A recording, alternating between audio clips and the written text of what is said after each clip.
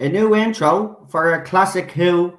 We managed to get it at 720 resolution as well. Thanks to Lee, who's been working hard behind the scenes, putting more trailers together for me and other stuff. Nice to have you all here for the Attack of the Cybermen discussion and stream. So we'll bring on our guests.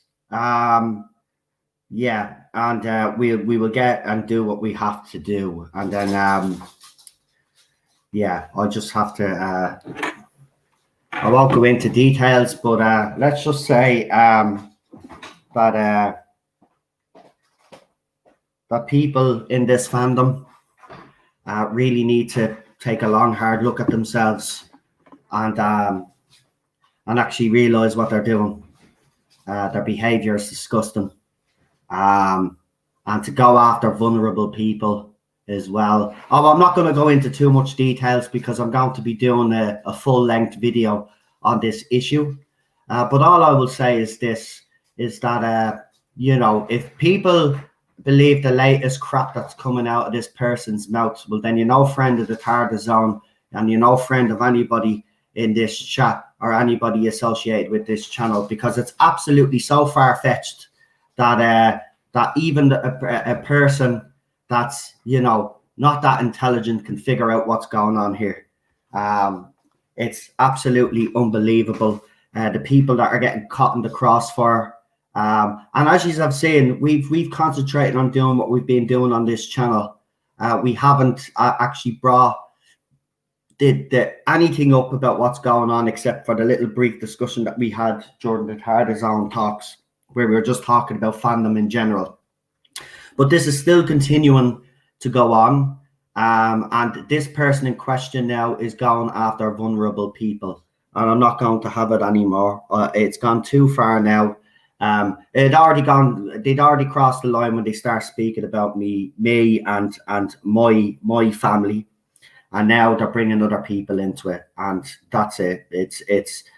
If anybody believes for 1 second that me, Lee, and others are trying to take down a certain channel out there, well, then you need your heads examined. I've got better things to be doing, and other people have better things to be doing than to be targeting some lunatic on Twitter or on YouTube, right? It's as simple as that. Nobody is infiltrating. Nobody is doing this. Nobody is getting people to dislike. Do you know what? People are disliking their videos. They're seeing how unhinged you are. They're seeing what your real game is, right? And the problem with you is that nobody is buying your shit, so you're going after people now, sending messages to them and all, trying to turn people against me. Well, unfortunately, you're not going to be able to do that, right? Because people could see through your bull. Right, that's enough of that, because I could go on a big long rant about it, but I'll be talking about this in greater detail soon. I'm going to do a video on the other channel on it, because I'm done with all this nastiness and innocent people getting dragged into something, and it's all lies. Every single bit, everything that person is saying on Twitter and on their videos is lies, right? They're lying about me, they're lying about Lee, and they're lying about others, right? Nobody's infiltrating, nobody is telling anybody to unsub or unfollow anybody. I don't give a crap who follows you or subs to you, to be quite honest with you. And if they could see from themselves, for themselves anyway, the behavior, right? It's absolutely disgusting. Right, let's bring on our guests, because we're here to do a classic watch along. I do hope you like the new trailer. That was from Lee. Lee has been very busy putting together trailers for me. I have to say it was a nice little surprise when he showed me. So we have it in HD, and we also have it in 720 resolution as well on YouTube. Go and check it out. I have a playlist of all of Lee's trailers that he's done for the channel on me YouTube channel. So if anybody is interested in any work, until he gets his own portfolio, obviously set up, you can see all his trailers and check out his work on the TARDIS Zone. He's got his own little playlist there now. So go and check it out, man, because he works hard. You know, he gets accused of all of this other nonsense, and he's been working hard for me the last couple of days, and doing other work for other people as well. So you know, what baffles me is that there's people out there that have actually swallowed all of this nonsense, and if you swallow the latest nonsense that Daniel is actually working for me and doing stuff for me, then you're all deluded.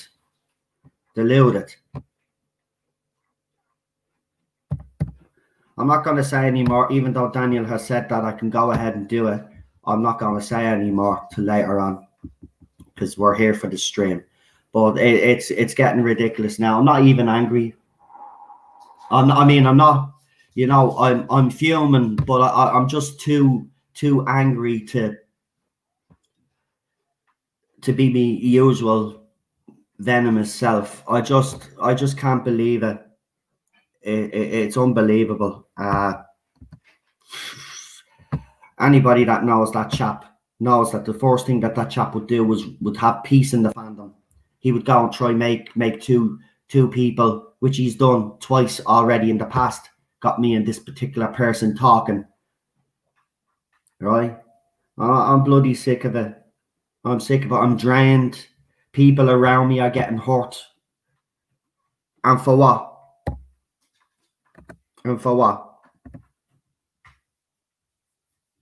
Just doesn't make any sense.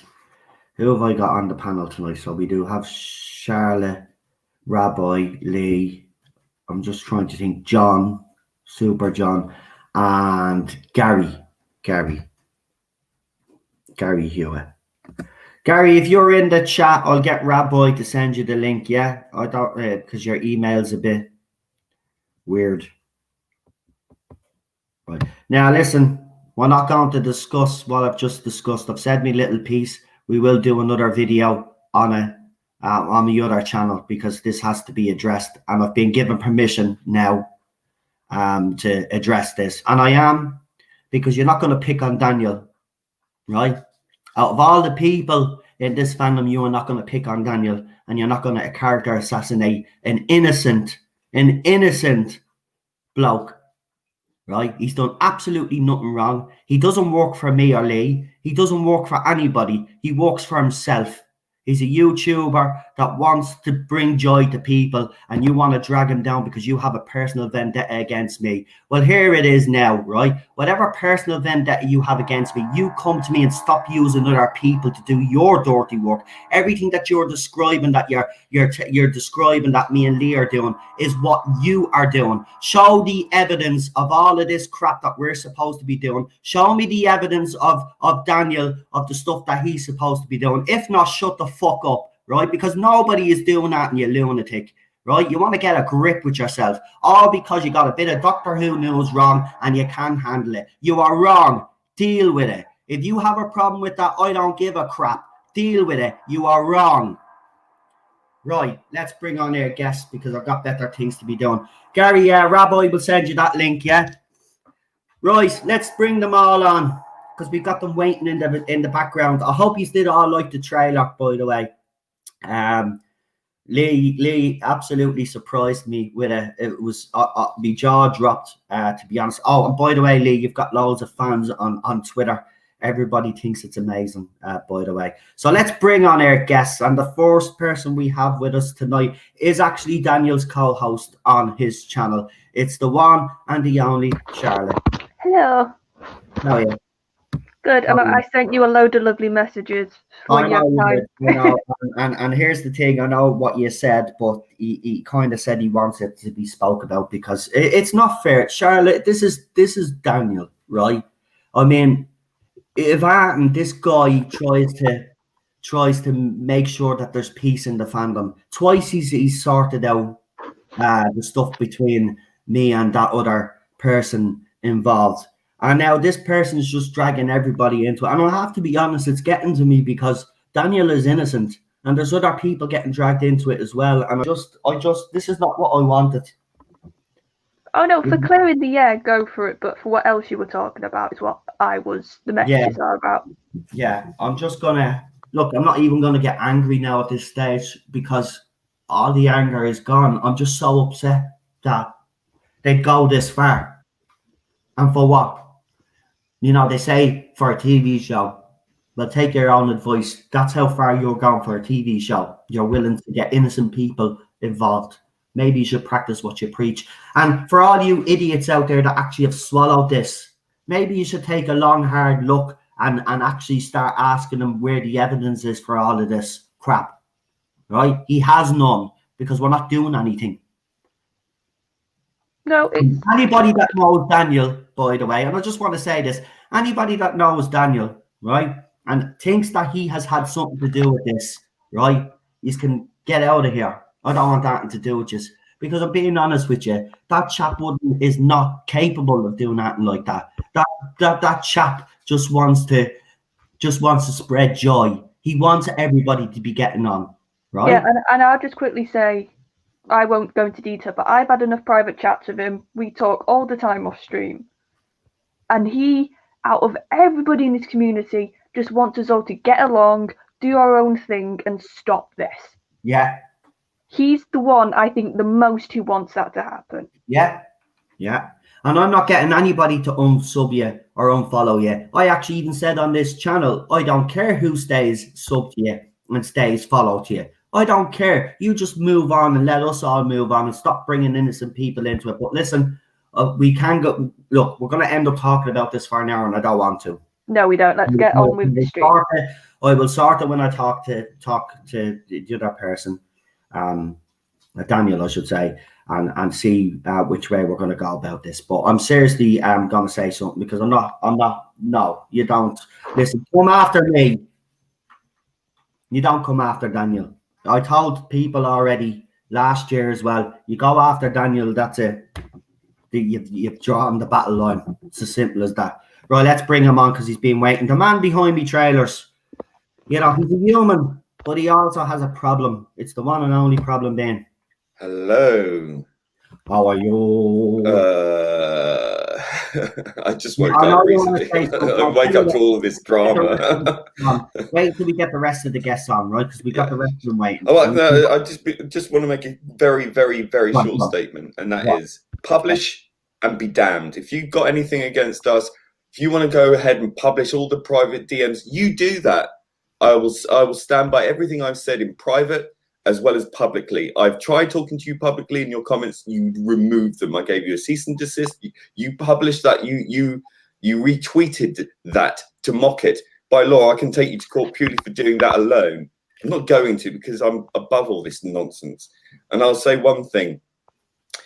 You want to drag Daniel into this. You want to align yourself with actual bullies who make it their life's mission to be on Twitter 24/7, reposting everyone's tweets, mocking them 24/7. You go ahead. You're only showing yourself your true colors. Go for it. But you don't bring people like Daniel, and you don't align yourself with people who would go after people like Emma, because that is vile. End of. Well said. And that's all we're going to say. And all right, let's bring him on because he's come a long way. All the way, in fact, from a different planet, because you know what? He's being out straight. He says the only reason why he came here to Earth was because of the boobies. And you know what? It's a good reason to come here, I have to be honest, because they're everywhere. So let's bring him on. It's the rabbi from another planet. Hello, everybody. Hello. And I want to say, not only has Nicola Bryant, but this particular story, and Vengeance on Barbaros, it has fueled my spaceship. For many years. Wow. It's greased your engines. Code. So all I'm going to tell you. No, and problem being, and everybody in general, I have no idea the drama going on. Can I please make a single appeal, right? To something counterintuitive and brilliant. May I recommend, not just in social media, but in your life. Go radar invisible for that bloke, right? Whatever he says, it's as if he doesn't say it. You got to just pretend it's not there. And then you see it for like how stupid it is. But the other thing you get out of it is people kind of sense what's real and what isn't, right? And they're going to. That's all well and good saying. Stay, keep pretend that he doesn't exist. We have been doing that, but he's getting other people involved to provoke us. Now, why is he doing that? You're sending private messages to people. Right. No, why is he doing that? Why is he doing that? Because you're winning. Because he's losing. Yeah, because you're winning. He's doing it to bring you back in. It's a trick. That's what I'm saying. It's a trap. That's what I'm telling you. It's a trap. You know, just keep you're winning. I'm impartial. I have nothing against this bloke. When I had him on my stream, he said, but hang on, you're all saying we're winning. I have nothing against anyone. This is not even about winning. There's innocent people getting caught up in He's dragging you in. He's doing it because you are winning. That's why he's doing it. I'm telling you, act as if he's not there, mate. And it's just, it makes you so much stronger. And it makes your life better. It makes your life better. You know, one of the great things about Harry Potter, everything that's great has some real truth in it, right? So there's one of my favorite bits in Harry Potter. There's this demon called a boggart, right? This thing which you think is the biggest, most scariest thing in the world. It transforms into whatever you personally think is the most scary, terrifying thing in the world, right? And then the spell to disarm that, to get rid of that, is ridiculous, right? You say it's ridiculous, which is brilliant. Because everything we build up, to be the biggest things in the whole world, mate. The biggest thing, the biggest deals. When you look at it, say it's ridiculous, you go, "Wow, that's incredible." How's it? Like nowadays, sometimes I go to the Captain Nutsack Twitter account just to laugh, right? And it really is just to look at it and go because it's always the same set. It's the same cycle. He said this. Oh, he must be a dummy. I know, sarcasm that's central. And they all think they're brilliant, and it's always the same. And if you watch it from the outside, right? If you watch it from the outside, and you just it's nothing to you. If it's nothing to you, it's the best put down. It's the best put. Mad Men, another great thing I'm going to reference. There's Don Draper, the very suave, very powerful main character. So this guy's screaming at him as he's attacking him, saying, "You think you're this, you think you're that, this." So Draper looks at him and says, "I don't think about you at all." Right? That is the ultimate put down. That you are nothing. So I'm saying what you're doing was winning. Well, let's bring on the other two questions and then we'll He's doing it to bring you back in because he knows you don't have a choice, right? He knows you don't have a choice. I'm telling you, it's not real, mate, and it's gonna blow him up. It's gonna blow him up. You listen, I don't know even what you said, but what are you gonna say about Daniel? Really? He's the nicest human being ever made. No one's gonna say anything about Daniel that anyone's gonna believe. Forget it. He's the nicest person ever. I wouldn't be so sure about that. So anybody who says they believe it, whatever, and I don't even know what it is. I don't even know what it is. It's because they're a dick themselves and they want to go and they want to be hateful. You don't want them on your side. Rabbi's right. He's nailed it. I'm telling you.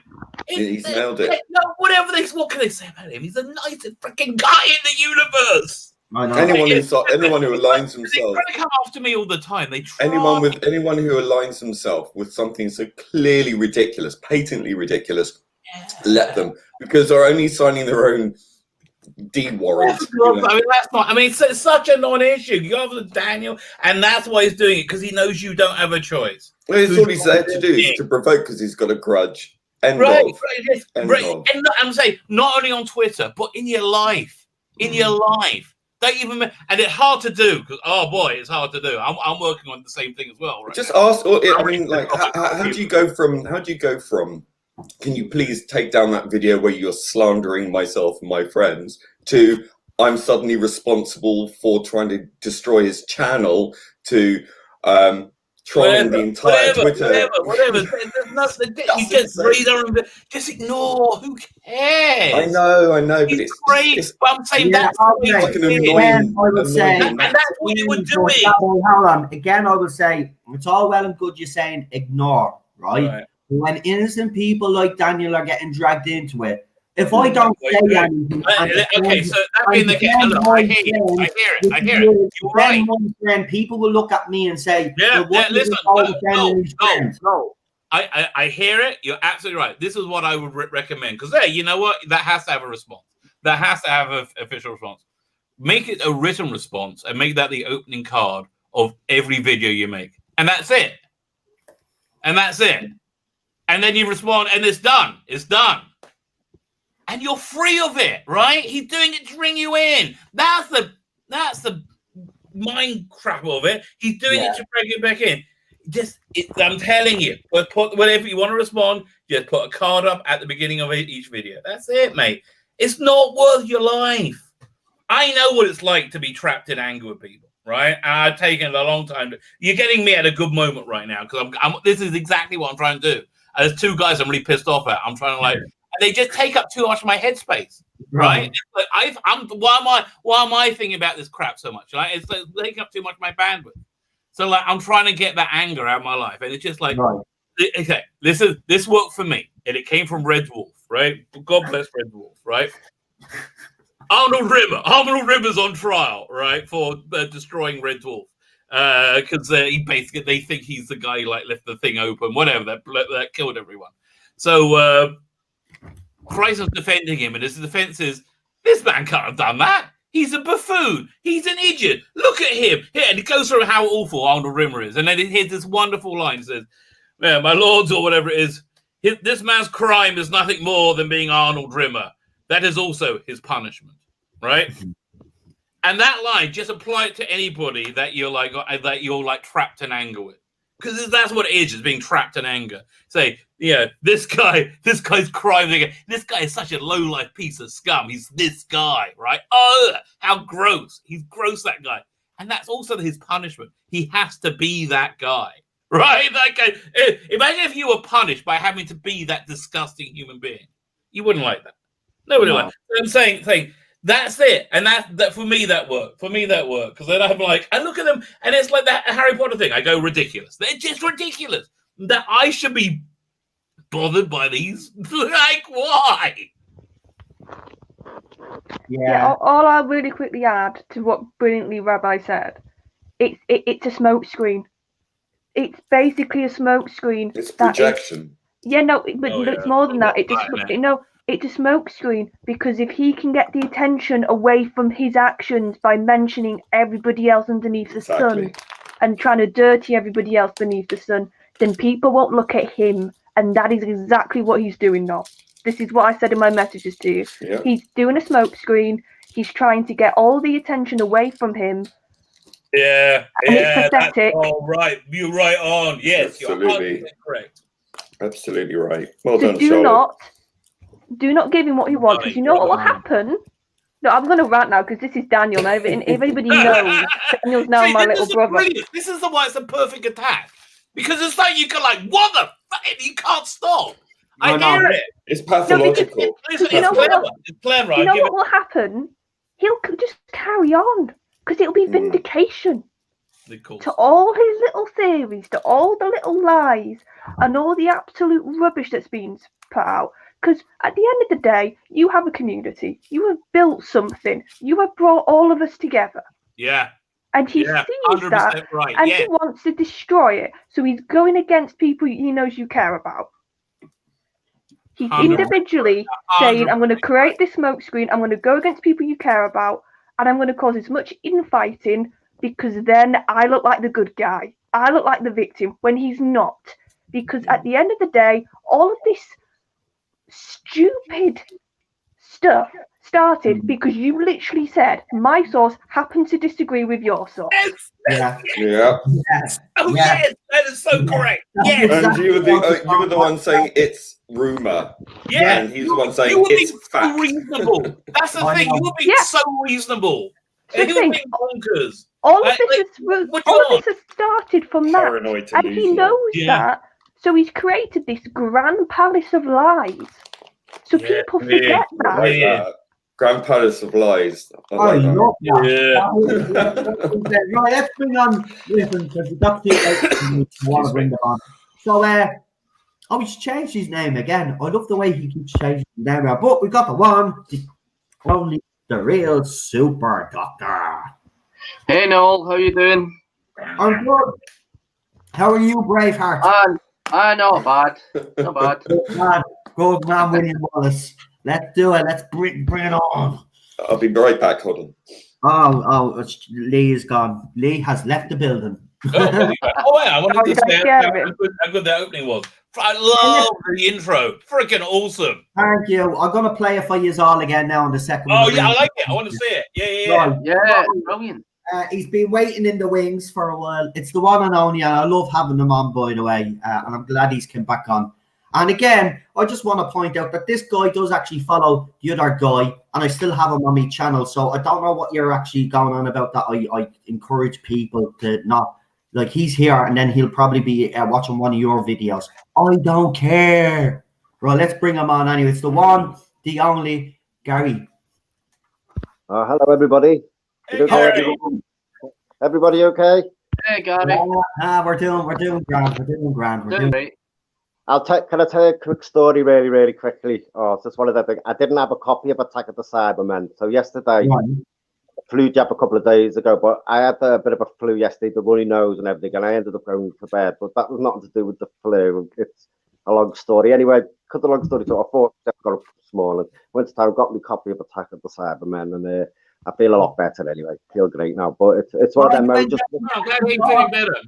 Well, if you want a copy, just help me. I'll send you a link. Bought a copy, did you today? You actually went out and bought a copy of Attack of the Cybermen today? Oh, yeah. You can pick them up for pay. It's a good DVD. It's a very good DVD. Yeah. I'm actually good. Look, I'm actually gobsmacked he went out to actually buy it so he could take part. That's absolutely fantastic, mate.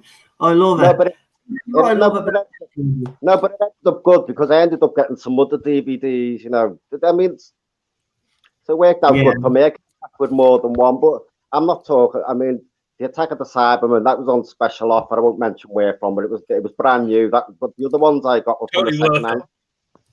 Totally worth it. Yeah, well done, you, mate. But listen, if anyone's on the panel or anybody in the chat needs a link to it, I always I also upload to my Google Drive.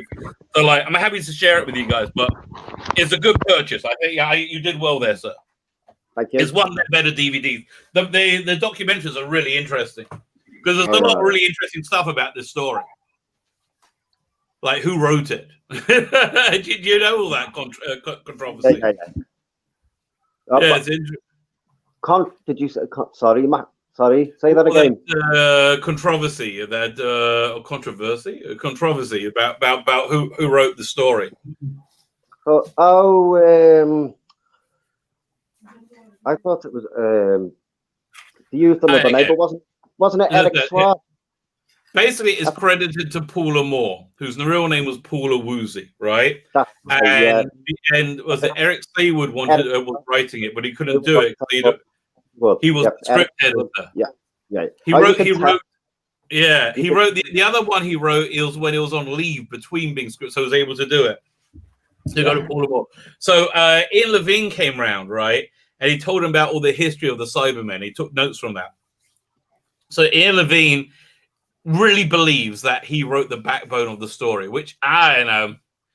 It seems to me Eric Seawood seems to be a reasonably fair professional, and I think I will go with his assessment that if he thinks there was reason to credit him, he would have done. So that's where I am with it. But it's a big like who wrote the story. It's strange because it's not a great story, is it? I can see where Ian Levine's coming from because he put the pieces together like a jigsaw. I guess so. I mean, but I can see where Eric Seawood's coming from. He says, "Listen, you should tell me some background," you know. Yeah. So I understand why Ian Levine believes what he believes, but he's not. It seems like he doesn't know what professional script writing is. Because again, I just don't think he did in the work. Anyway, it's not a great story anyway, but it does. By the way, speaking of stories that aren't great stories, but really are, I just put up my review of Fury from the Deep, right? Fury from the Deep, we always thought was a great story. And I think it was a great story, but it wasn't a great story because of the script, which is really interesting. It's a great story because of the performances and the direction, both of which you completely lose through the animation, right? They do this bit where they show that, you know, that really creepy scene where you see the guys like they're gassing the woman sort of thing. Yeah. No, the breath. Yeah, so it's a really creepy scene, right? And so they juxtapose that with the animated version. And the animated version is just kind of weird. It was like, what's going on? Yeah. Yeah. I went to watch Fury of the Deep twice now. And I get one episode in, and the animation just it really kills it. It really jarring as hell. Yeah, it does.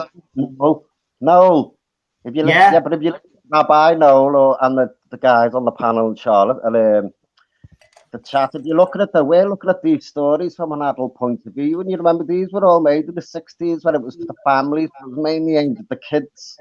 I'm not even at what the story was about. It was just the animation threw me off. Like I couldn't. I was there watching. The way the TARDIS even comes down. The other animations left me with a feeling of what the original was. Right, I can imagine the animation from the Screamer Shulker. The animation from the Screamer Shulker from the 1990s stands up better. I'm sorry. It's weird, isn't it? Can't you, right? That's animation. Gary, it's just the animation I have a problem with. I just can't. Anytime I watch it, right? Seriously, literally, I've put the first episode on twice in the last couple of nights, and I'll get halfway through, and I'll find me. Do you know what part I get to? I get to the part where the seaweed bites your woman, right? Yeah, exactly. Right? Yeah. And then that's it. I can't go on further because the animation throws me off. The seaweed. Listen, the animation. The BBC farmed out that animation to India when they should have done it homegrown, but because I want to save money. I hate to say it, but it does seem that way, doesn't it? It really is, and it's like, look, I'm sorry, India. I don't think has a particular interest in classic Doctor Who. Well, hey, Gary, I'm going to be doing a review of it when I eventually watch it. So if you want to come on with me and discuss it, because you obviously are a fan of the story, are you? I love them, I think they're brilliant. The animations to me are brilliant because I'm not really worried about what the cartoon. All of them apart from this one. I've loved all of them apart from this one. I can visualize them through the cartoons because I know what they look like. I think they're okay. Yeah. You're not going to get you're not going to get Star Wars effects if that's what you're after. Come on. No. But Gary, have you seen this one? If you look at the special effects on the today, the Daleks, just for a sec, the effects are fantastic. No, Gary, that's not what I'm saying. I'm saying it's specific for this one. I love all the other animations. I love Faceless ones. I love Macra Terror. I really like them. I like Power of the Daleks. Is great. Yeah, I love it. Yeah. It's just this one. It's Fury from the Deep. Have you seen this one? Oh, I'll send you a link. No, I've seen it. No. Yeah, he's seen it. He's seen it.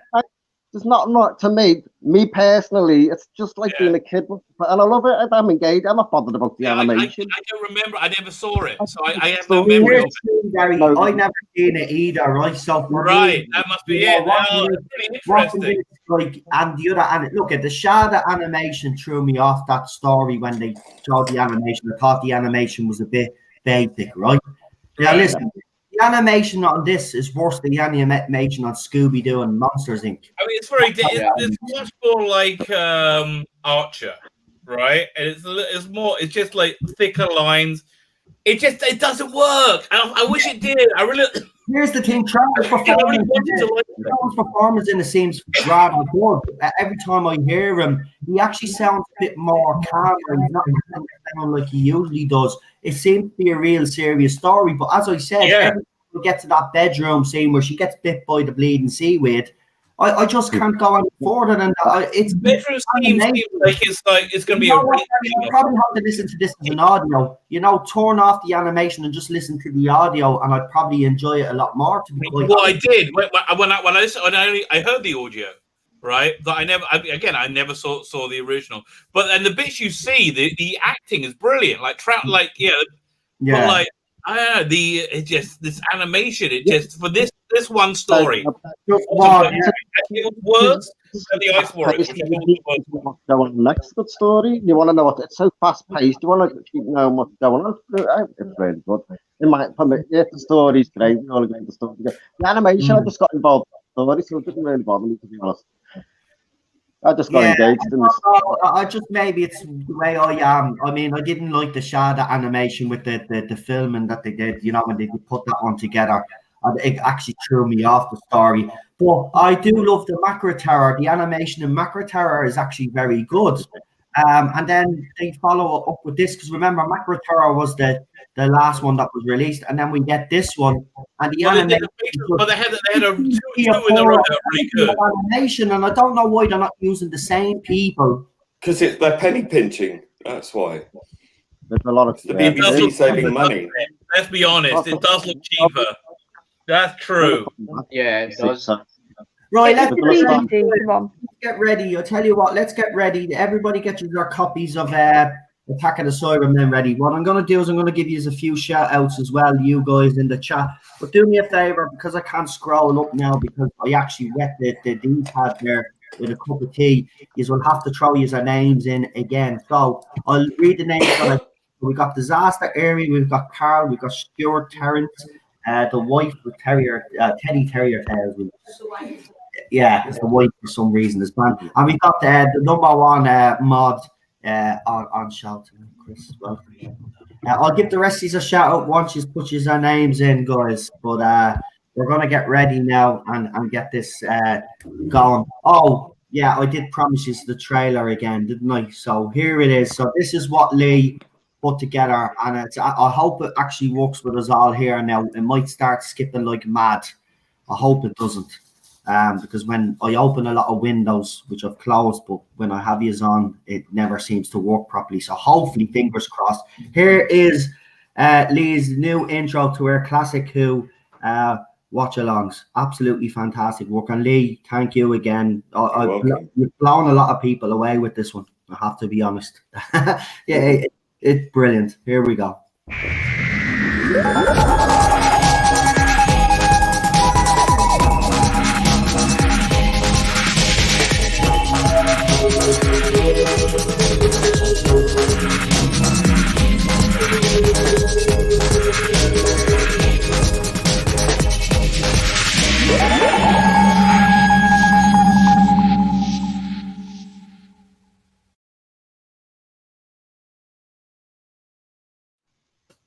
That's just freaking awesome. It's just awesome. It's so good. Thank you. It's not just executable. I like the idea. You know, the idea really worked. Well, it skipped for me, so I didn't get to see any of that at all. That's a shame. It's good. I got to the start and right at the end. No, that's what happens when you have people on. But I'm glad you all got to see it. But I'm going to put it to the audience. I'm going to put it to the chat. If you want me to do another one for the New Who era in the same vein. Yes, we do. Yes, we have. Yeah. I'm happy to do it. Thought of that there, look at thumbs up, goosebumps, even better than anything. Hold on, I'll tell you what, I'll get the HD version up for you. It's on YouTube, right? Hold on. Right, because I want to show this off because I'm being honest. Blew me away. I'll tell you what I can do. I have this website that I just got to update it. I want to do a thing that it's basically my website where I'm going to be posting my videos on, my backup to find my videos. But I make pages for each everybody else's YouTube. I'll make a page for you where we can put your stuff and they have contact information. People can get in contact with you and hire you. And pay you. Happy for that. Any remuneration is always good. Yeah, no, because it's like you could be getting quite a lot of gigs now, I think. Thanks. Yeah, and just to assuage any fears, it will end with Capaldi. Yeah, of course. Of course it will. We're not doing Whittaker. We'll never do Whittaker on this channel again. I have to review our bloody crap. I'm not going to subject our subscribers to our season. Ah, well, good news for you. Next year, we will be covering Series 11 and 12 of Doctor Who. Yes, I'm only messing. I wouldn't do that to you. Imagine. Can you see that? Is that shared on the screen? Yeah. Yeah, we can see Yeah. it. Here we go. This is it in high def. I just want to make sure it is in high def. It is. So there we go. Right. I'll big screen it as well. Sorry. See, this is what happens when. Here we go.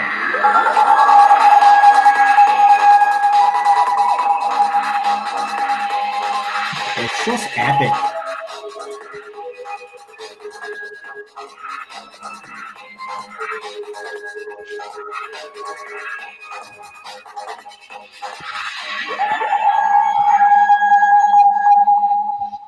Yeah, just go to TARDIS Zone's channel and you'll find the HD. Hey Lee, I've got to get you to do one for my my Indiegogo campaign.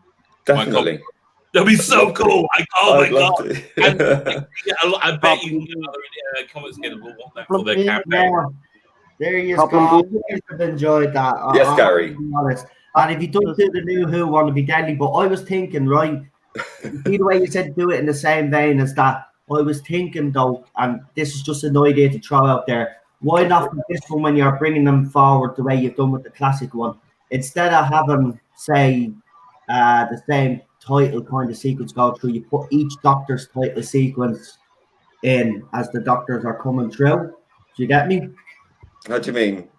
Right. Do you know the way David Tennant has his Christopher Eccleston and Tennant have the same title sequence till it changes for.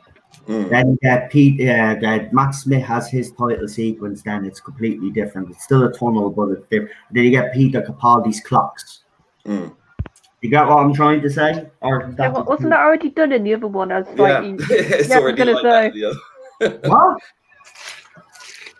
Yeah, if you look at pick that up. you've got the No, I'm triangular. just throwing an idea out there. If you want, which way you want to do it yourself, man. I'm just saying. But you've got because as you go through that tunnel, all the video of sequences of the opening titles. Yeah, it transforms to the era. Yeah. I tell you what. If it was me, I would say I trust your freedom of judgment no matter what you want to do, mate. I can't wait. Sorry, Gary, what do you want to say? Sorry, I was going to say You keep cutting out, Gary. Sorry, I was saying to Problem. I was just asking Problem Boone. What do you mean? Is he trying to blend all the eras together? That if you know all the influences together, type of blend them all into one. I mean, you know, as to go. Yeah, that did cross my mind for this one to do it that way, to do one video, and it's just like, you know, as you move through, it sort of changes. But I thought, that it's a lot of work. Yeah, no, that problem being. This is what. Okay, I've been in this situation many a time. I am a professional creative, right? I create things. People pay me to make things for them, right? So when a client says to you, "Can you do that thing that you've already done?" Right? And you don't quite know what to say. You just go, "Sure, no problem," and do what you're going to do. And when they say, and then they'll be like, "Okay," I say, "Oh, I thought you meant but that's what you do." When they, gotcha. These are the rules of freelancers, right? Clients mainly want and it doesn't matter if they're not playing. Clients mainly want to like, I don't know, be involved. I've done a couple of things before where, you know, it's all based on briefs. But yeah, this is, you know, my first delve into 3D. It's really cool. CGI. I love it. Freaking love it. I'm really happy to do it. Yeah, I think I'll have a TARDIS flying through this second one as well, so it'll have a little bit extra. Yeah. Like opening theme to have the 14th Doctor have an opening theme like that, where you can incorporate all the Doctors into the opening title with the vortex and so on and so on. I think that would be great. Yeah, I mean, I'm working on my own vortex opening titles, which I'm doing for Eddie of Skaro. But yeah, I'll have a think. I think because I've got the template there and it's in keeping with this one, I think it would be nice to keep them tied together. So All right, yeah, do it, yeah. I was only making a suggestion. If it's Yeah, of course. You know yourself, but you know better. I'm Wait, not going to write it out for me and type it out for me and leave it in a message, and I've got it to refer back to. And then you know I can look at it and think about it. Right, cool. I've got to tackle it. It's 2 parts, is it? Yeah. Yeah. It's 2 45-minute parts. Right, I've got them here. Yeah, I just got a little bit confused. It's been ages since I've seen it. I forgot it was only on for an hour and a half. It's interesting. The format change I always thought came from John Nathan Turner. Apparently, it came from Peter Cregan's office above him. There was a basic move to make dramas a little bit more complex and flesh out more, and the 25-minute format just wasn't really doing that. Yeah. Right, I've got it ready to go. So if everybody has it ready to go, we got Terrence, Matt Jones, and in the chat. Welcome. Rabbi, which part 1 on the drive? Yeah, the one that says. It's the second last one, Charlie, because he gave you all the 138, Attack of the Cybermen, 1 of 2. It's the second last one. Part 1 of 2, got it. Thank you. We got David Travels Through Time in the chat as well. He says, gave shout outs to Noel, Rabbi, and Lee Anthony Davis on my Facebook. Thank you for that. Thank you very much. Go and subscribe to David Travels Through Time. We might as well return the favor. Yeah, I've seen his videos where he was very distressed. That was another thing as well I won't go into, but yeah, that wasn't nice to see either. I hope you're okay, mate. We got PD Rich here as well. Welcome. Hello, PD. Here. Mr. Rich. Mr. Rich. Mr. Big. Who else? Speak to that. Right, well, I'm ready to go. So let me know in the chat if you are ready to go. I think everybody on the panel is ready to go. And then Rabbi will do the countdown in a minute's time. So if you are ready, let me know in the chat so we can get going and start the first episode. And James says, cool trailer. Yeah, as I said, you could check out the high definition one on my YouTube channel. Lee has his own little playlist there. All the trailers that he's created for the channels are in a playlist of their own. So if you want to go check out his work, just in case anybody out there wants a rebrand or anything like that or a bit of work done, Lee is your man, to be honest with you. Go and check him out. So yeah, so who else have we got? So everybody's saying, yeah, Retro Dicky is here as well. He says he's ready to watch. So I think everybody is ready. So we'll get Rabbi to do the countdown, and I'm very excited. Again, we have the pink spandex. Oh yeah, it's hashtag pink spandex forever. Because it will be forever. It will never leave my brain. Pink spandex. Yeah. Area says he's ready. Not only pink spandex, but also Sarah Green. Even though Sarah Green was a crime. Still, pink spandex and Sarah Green. It's more than a young boy can cope with. And when you see this, you'll be like, oh, yeah, I understand. I watched this the exact microsecond puberty hit, right? And you'll be like, oh, yeah, that's why the rabbi's like the rabbi. You're all going to understand that. I'm going to promise this. Oh my what you're laughing at, it sounds scary. Rob Fellow says the Cyberman onesies are prepared. He must have a Cyberman onesie. Lovely. I don't know if I'm very bad with Irish.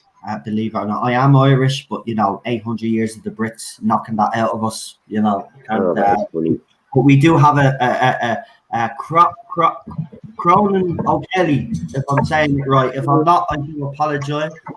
I'm not very good with Irish names, I have to be honest with you. I do know my own name in Irish, actually. It's Nully. Yeah. At least it's you and missing to it. If one of us tried that name and butchered it, it wouldn't look very good. Yeah. We've got Stuart Powers here as well. The spandex. Yes, the spandex are good. Rabbi loves his pink suits. Yes. Thank you, BBC Costuming Department. Thank you, Jonathan Turner. You've done me. That's it. I'm not very good with Irish names, says Teddy Terrier Tales. Yeah, we're not very good with that. Yeah, as I said, you got it, Noel. How did you guess Irish? Ah, well, it's the O'Kelly thing, you know. O'Kelly. You know. O'Kelly or Dara or that like that. My mother's a Kelly. Yeah, so, you know, we're everywhere. We're everywhere. Boom, just made us as the Thinking. Thinking actually loved your high definition trailer, Lee. He was the one that actually said, is there going to be a high definition version? It says, yeah. So it's up on YouTube, Thinking. I think I already sent, I'll put it on Twitter and actually tagged you in it. And I just have to say to the Thinking, thank you so much. You've been really very supportive, and thank you for your private message. That was much needed. Thank you. Oh, she said they're a plastic Irish. Okay, well, you know, I suppose, you know, we can't choose who becomes Irish or not. You know, I'm only messing. It doesn't matter. Yeah, you still have a good solid name, so you should be proud. Right, let's do this, Rabbi. We ready? We're ready to go. Ready. 5, 4, 3, 2, 1. Press play now.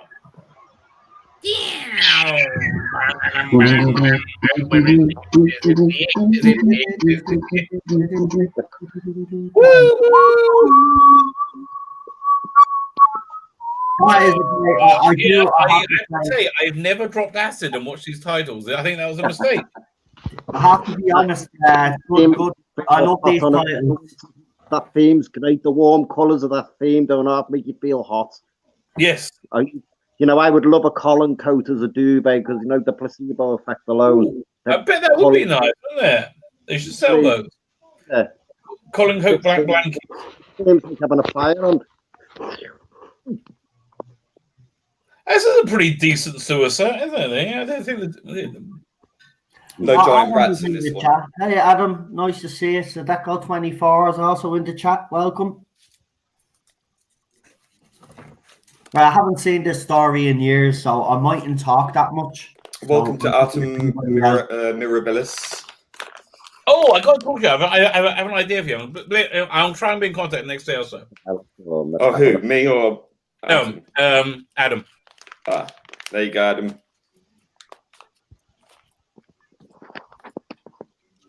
So one of these actors is what? Is it Terry Malloy or someone? There's somebody who's normally in makeup. Terry. Yeah, Terry Malloy's in this. Yeah, this is him, right? This is him right here. Yeah.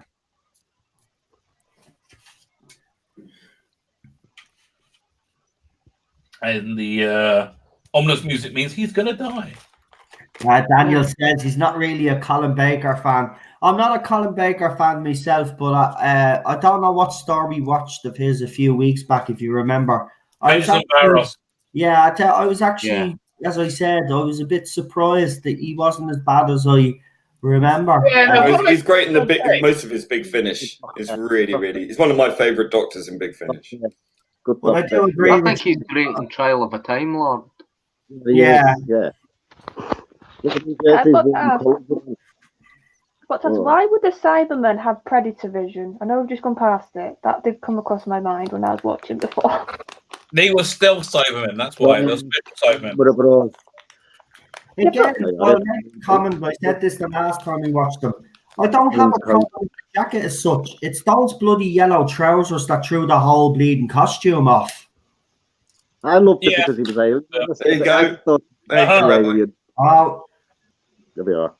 Calling himself. I love the way Nicola Bryant runs in. They're very good, Nicola. She hated that costume for obvious reasons. I love that costume for even more obvious reasons. Now, I've got to ask. Before this, go ahead, Sharon. Sorry. I was going to say, before this was broadcast, was it publicised that they were going to do the whole fixing the chameleon circuit then? No, you didn't have spoilers. no spoilers. Yeah, but you'd have rumours, wouldn't you? You'd have inside sources like you do today. It was in Doctor Who magazine. They did report it in Doctor Who magazine. Honestly, I could remember when you had to run the sweet shop to look at a Radio Times because obviously, we couldn't afford to buy it, so you'd flick through to Saturday just to see what the story was called if you didn't have the magazine because they didn't give much away, so you literally had to wait for the Radio Times to come out to tell you the name of the episode because we didn't know much at all. Even the magazine didn't give anything away much, really. They concentrated more on Willie Martin and Patrick Trout and John Pertwee when it first come out the magazine, so they weren't. They'd tell you that a season was starting to film, but they'd give nothing away. They'll say, filming starts, blah, blah, blah. We know the Master's coming back, and that'd be it. You knew the Master would be back in one story or whatever. But, wait a minute. Like we do today. Now I think about it, I think it was leaked as a news story they were getting rid of the TARDIS, right? But this made it sound ambiguous. And what was the reaction? It was a publicity stunt by JNT. It could be because exactly. 100%. That's 100% what it is. Here's a question to ask us, though. Yes. Do you think his Doctor was ahead of his time and would have worked better in New Who? Nah. No. I don't know. He was a bit more brasher than the rest of the Doctors. I mean, most popular Doctor was David Tennant. I'm going to be very biased here because I did not like Peter Capaldi. I thought Deep Breath, post-regeneration, yes, he's going to be great. Inside the Dalek, I thought, great, yes, he's doing really well. Once you got to Robots of Sherwood... I hated that story. Yeah, I don't like Robots of Sherwood. He was the biggest PRICK guy, and that put me off him. I didn't bounce back from him after that, even though I watched the series like I have done with 11. I didn't bounce back up. Colin Baker is a lot warmer and curlier than Capaldi could ever be. What I liked about Capaldi and Deep Breath was I loved the once that costume come out, I thought, goodness, maybe we're going to get another Pertwee cross Tom Baker here, and it was a complete contrast to expectation, and then it was far worse than if you didn't. Like Peter Capaldi, you're going to be biased because he's a great actor and you like him. But to me, just in my humble opinion, he wasn't especially after. But when I seen that costume of John Pertwee, I thought, wow, we're going to get a John Pertwee cross Tom Baker, more mature Doctor, a little bit more pulled back from the scene. Yeah, by the second season. I get what you're saying, Gary. For a 3,000-year-old Time Lord to need cards to tell him what to say and how to behave. It was badly handled. It was badly handled. And what got me was Clara. Clara said she'd smack him so hard that he would regenerate. Come on, sorry. It was Clara that said she would smack him so hard they would regenerate. I mean, I hated it all. I hated it all. That made up 10 times. I hated it all. Yeah, I hated it. I can't stand that, that's not equality. If that's what you want in a woman, go for it. But that, you know what I mean? That's awful, that is. Yeah. There should none of that. He's dominant, she's dominant. They're making women to be assertive through nastiness, not a natural assertiveness. It's controlled and tamed, but a shouty, preachy thing. I don't want. Who wants that? Come on. Imagine coming home from work to that every day. Oh, thank you very much.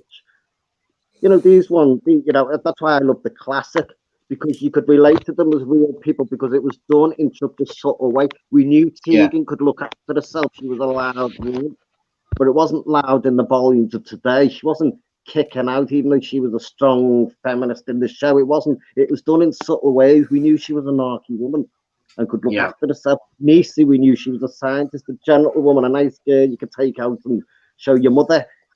I wouldn't have done that with Tegan, but with like his niece. So it was sort of the personality that it was subtle, but you could relate to it because it was done subtly. But now it's in your face. We don't need to know where you live, when you eat your toast, what job you do, you're going out with, what time you go out, what you eat. Who's interested? We just want the story. We just want a fun story. Actually, see the baldy fella here. The baldy fella, I don't know his name, but he was in an American Werewolf in London. And it was Alien 3. Yeah, he was in Aliens 3 as well, Brian Sorry? Brian Glover is his name. Yeah, he was in loads of dramas in the 80s. He was in everything in the 80s. He's in everything. Yeah. Oh, he's playing the stereotypical gangster, you know. I just thought, oh look, a missing Mitchell brother. Yes. Yeah. Sure. Yeah.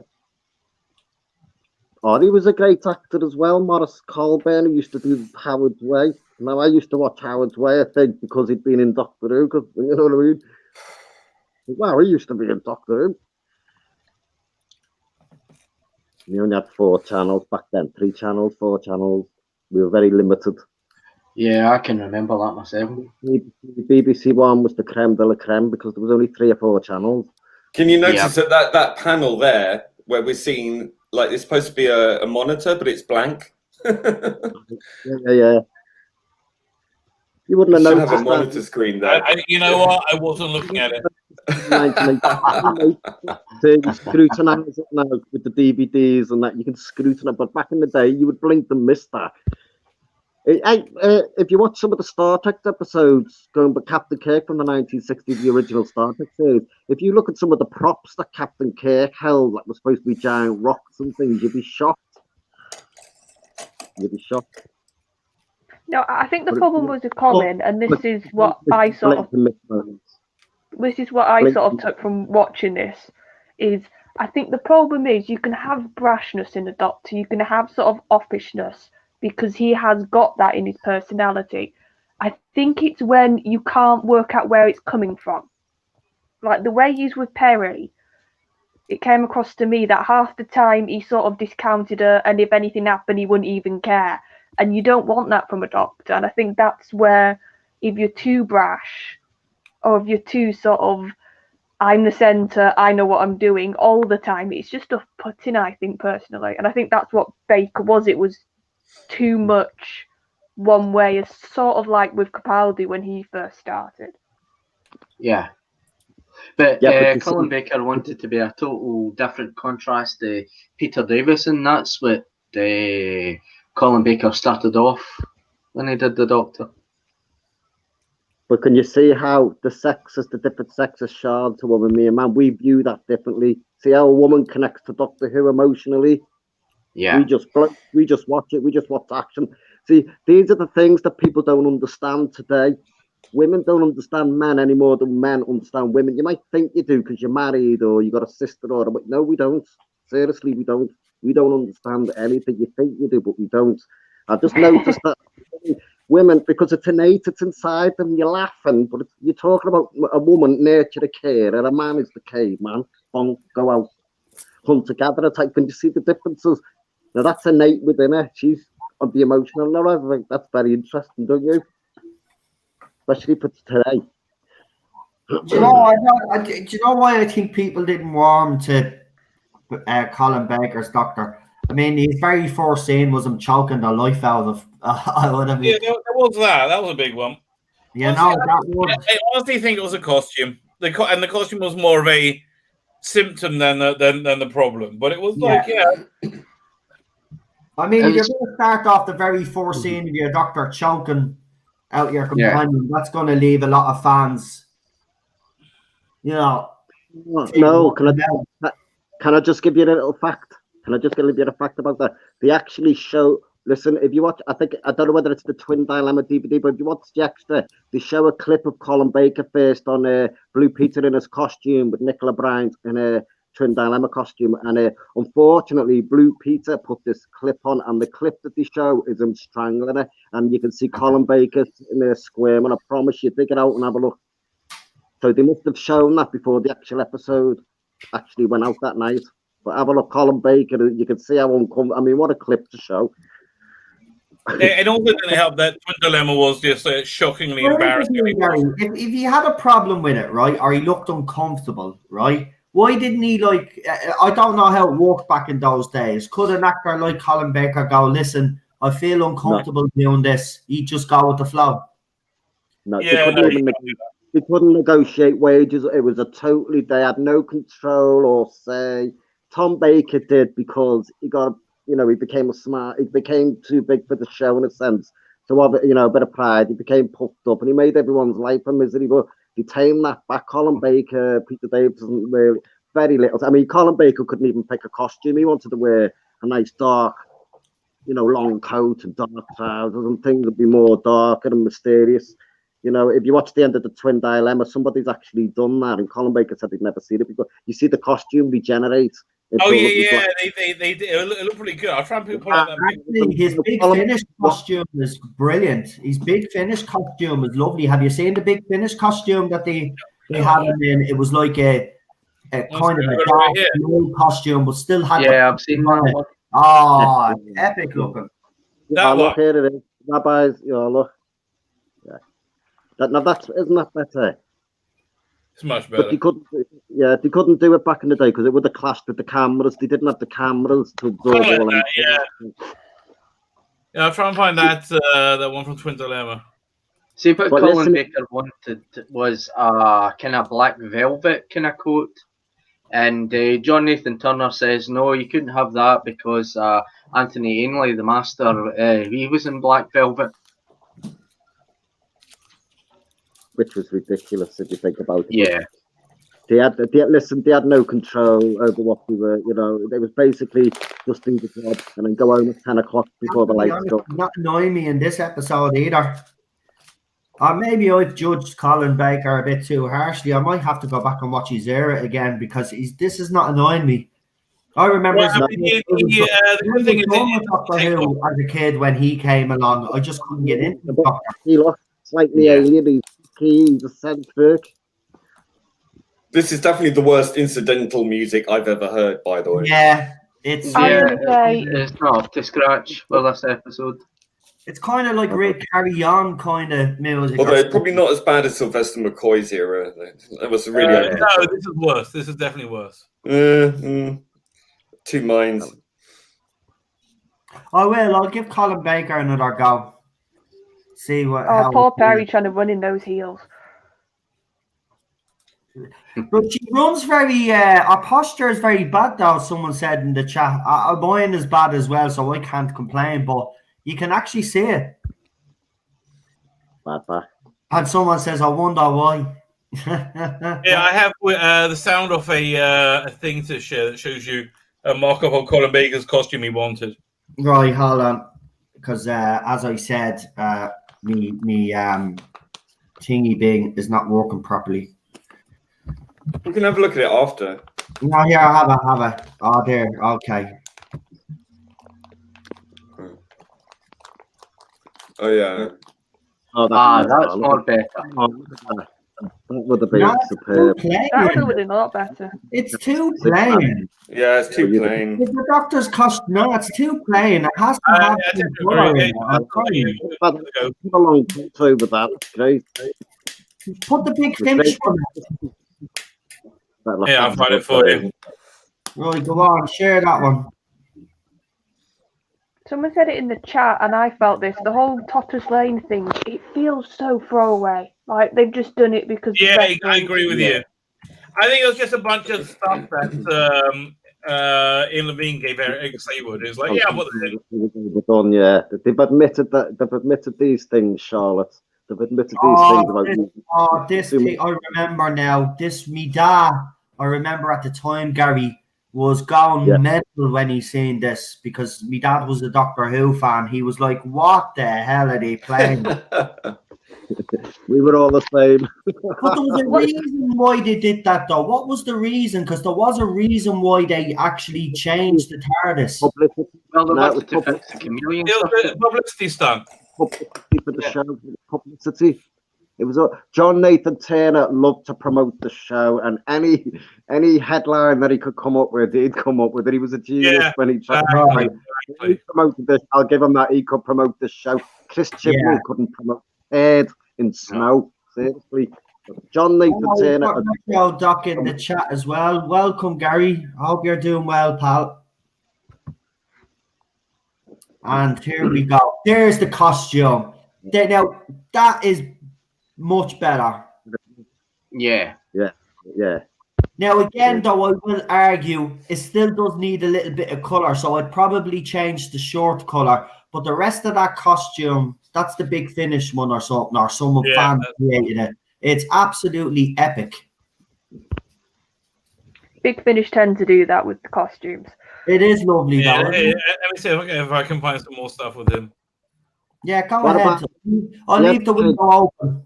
I'll leave the window open. No, he's got to change a costume for the theatre. He did as well. When he took over John Pertwee, his costume changed slightly, but if you can find it. Oh, no, look at this. That's bad. Look at this. Oh. Yeah, that's good. Oh, and the top hat as well. Oh, that would have worked.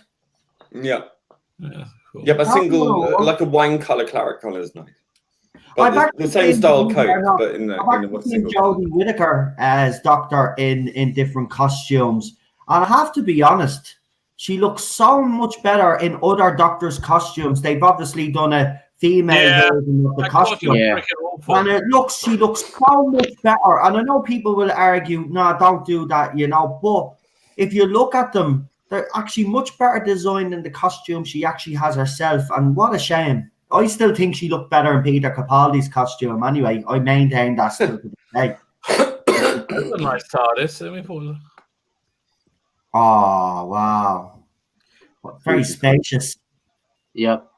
I love the way the stairs, the roundy stairs here. That's what season 27's TARDIS would have looked like, isn't it? It sounds like that. I'll find a picture of that later.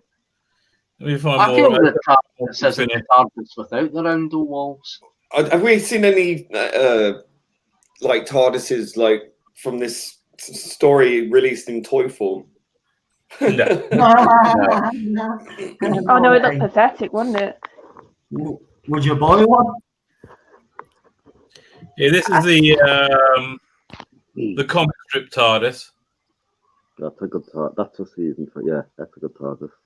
Got to say, this moment made me laugh in the episode. Here's the Doctor beating the living daylights out of somebody, but you can't see it. To be honest, I still love Capaldi's TARDIS.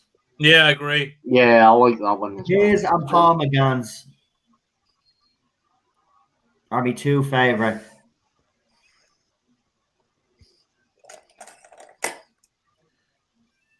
I never liked the coral one. I have to be. Oh, there's the Whittaker one. Put that one up for a minute. Oh, do we have to? Yeah. I'm going to say why. Because I just want to see the way they've designed it. Let's see. No, go away. I won't let you look. Oh, you have to sign in to look at it? Get away. No.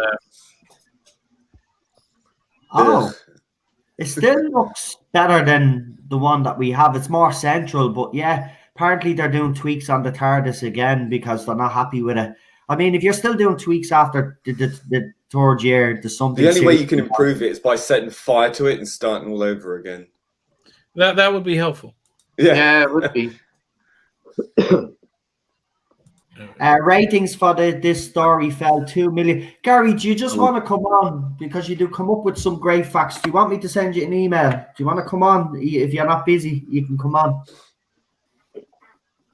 Let me know, because Gary does always have some facts. So if Gary wants to come on, you're more than welcome, mate. This is a good masterpiece. Oh, wow. I think I have seen this picture before floating about, yeah. Cool. All the masters.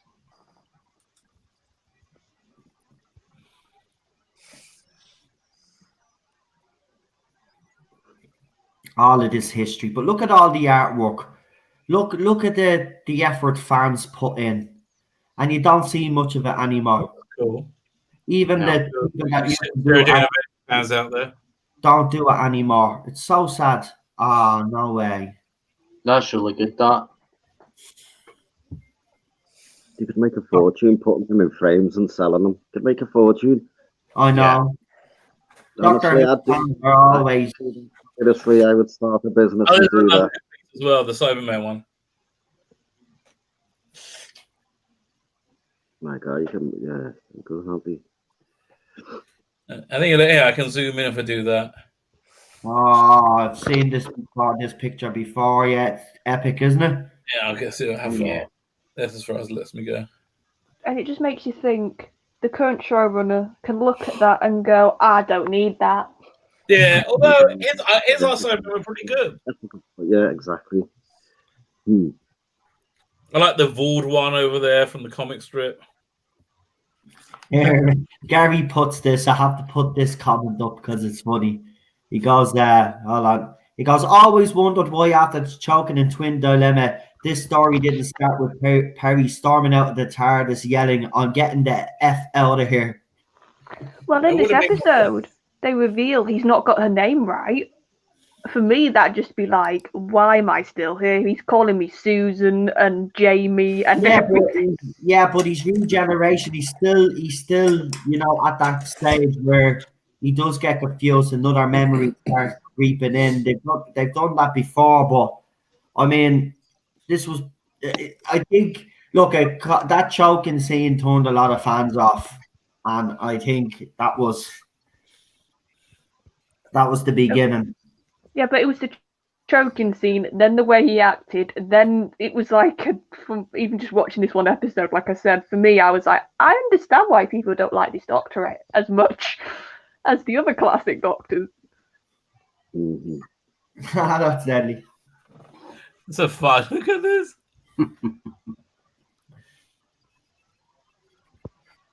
Oh.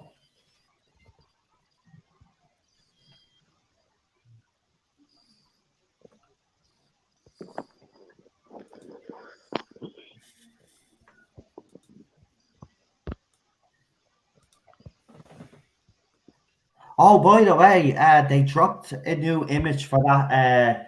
Do you know the way everybody was giving out about that movie, The Witches? Do you remember they did an old version back in the day? Right. They've released a photo of Anne Hathaway as obviously one of the witches. Holy shit, it's scary as crap. Yeah, it does. It actually looks, seriously, I'm not messing. I was actually shocked. If they're going to do this, they're going to scare everybody. Even by the makeup alone, it looks like this is going to be something. I hope they don't ruin it because I do like the old version. But if they can manage to pull this off, and by the first couple of images I've seen, now images are nothing compared to what the writing will be, but the images so far look spectacular. You just have to check it out. Look at Anne Hathaway's face. It's just scary. Won't be as good as who likes these version of Cybermen? Yeah, I quite like them. Yeah, love this. Love these Cybermen. The only thing I didn't like was them being affected by golden vomiting everywhere. Yeah, vomiting. Always fun. But they had more character, you know. Right.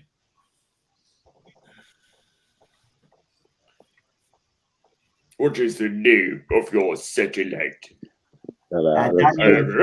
Everybody's channels. Daniel, try your own channel up as well. Don't forget. Plug yourself as well.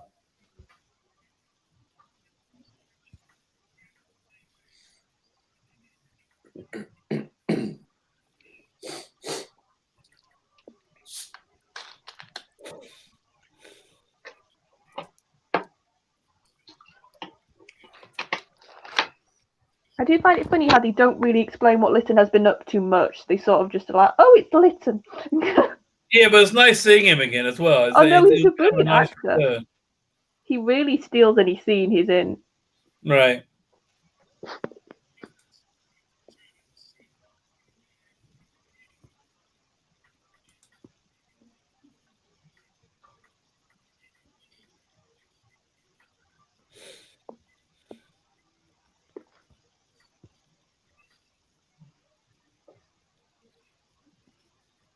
I saw one of these Cybermen, exactly one of them in Blackpool in the Doctor Who exhibition, and they creeped the life out of me. Yeah. I mean, my mum says, go and shake hands with a Cyberman. And I was like terrified, and I was like, maybe about 5 years old. So I put my hand out, and I got my hand fused to the Cyberman's. And this guy dressed up as Colin Baker came out and asked the woman in the shop for the back of the shop for the sonic screwdriver, and put the sonic screwdriver then at the back of my hand, and the Cyberman released my hand. Yeah. Retro Doc has left a comment. He said it was the fact that he attacked Perry inside the TARDIS, which for kids always represented a haven of safety and security. Yeah, that's a good point. That was all dashed in that scene. And then Sadako follows it up with his comment. He says the worst thing about the choking scene is that it made a hypocrite of the Doctor every time he spoke out against police brutality. in Frontier in space. Yeah. Yeah, but you can. Oh, come on, that's like generations ago. People can change. It's like changing your mind, isn't it? 10 years Well, but it later. just goes to show you, you know, fans' perception. You know, they've all got their reasons why the choking scene. You know, they've got different reasons why it didn't work for them, sort of thing. You know, and it's good. It's nice to hear because, you know. But look, some fans were okay with it. It turned a lot of other fans away. No. Listen to this. There's a bit. Listen, I think we jump on the bandwagon a little bit here. We're absolutely right about what happened. This was not where Colin Baker. He did go wrong, yes, but this is not where the public was switching off. During his season, Attack of the Season 28, he was still getting 8 million viewers. It wasn't what the damage was. Michael Grade, and it was a personal vendetta against Colin Baker for personal reasons. I won't go into it with YouTube, but it was a personal vendetta against Colin Baker. It was nothing to do the violence and everything else. It might have been violent, but it was an excuse. Colin Baker was deliberately being targeted and bullied. Today it wouldn't be allowed, but back then he was being for personal reasons. He was being attacked by this man. The hiatus killed Colin Baker. It was actually the hiatus, and of course, when it comes back, you got Trial of a Time Lord and all that. It should have been a fresh series, fresh stories, fresh ideas.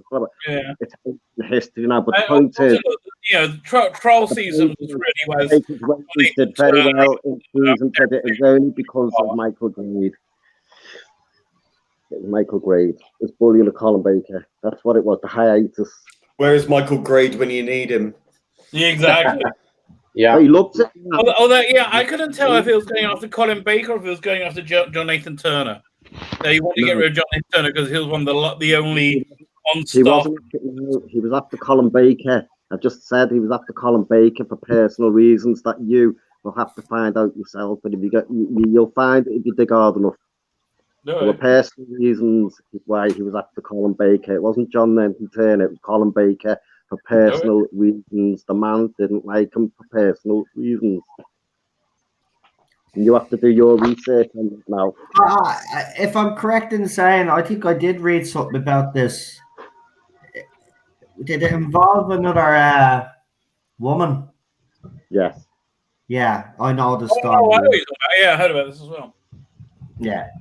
That is fact. Right. That's fact.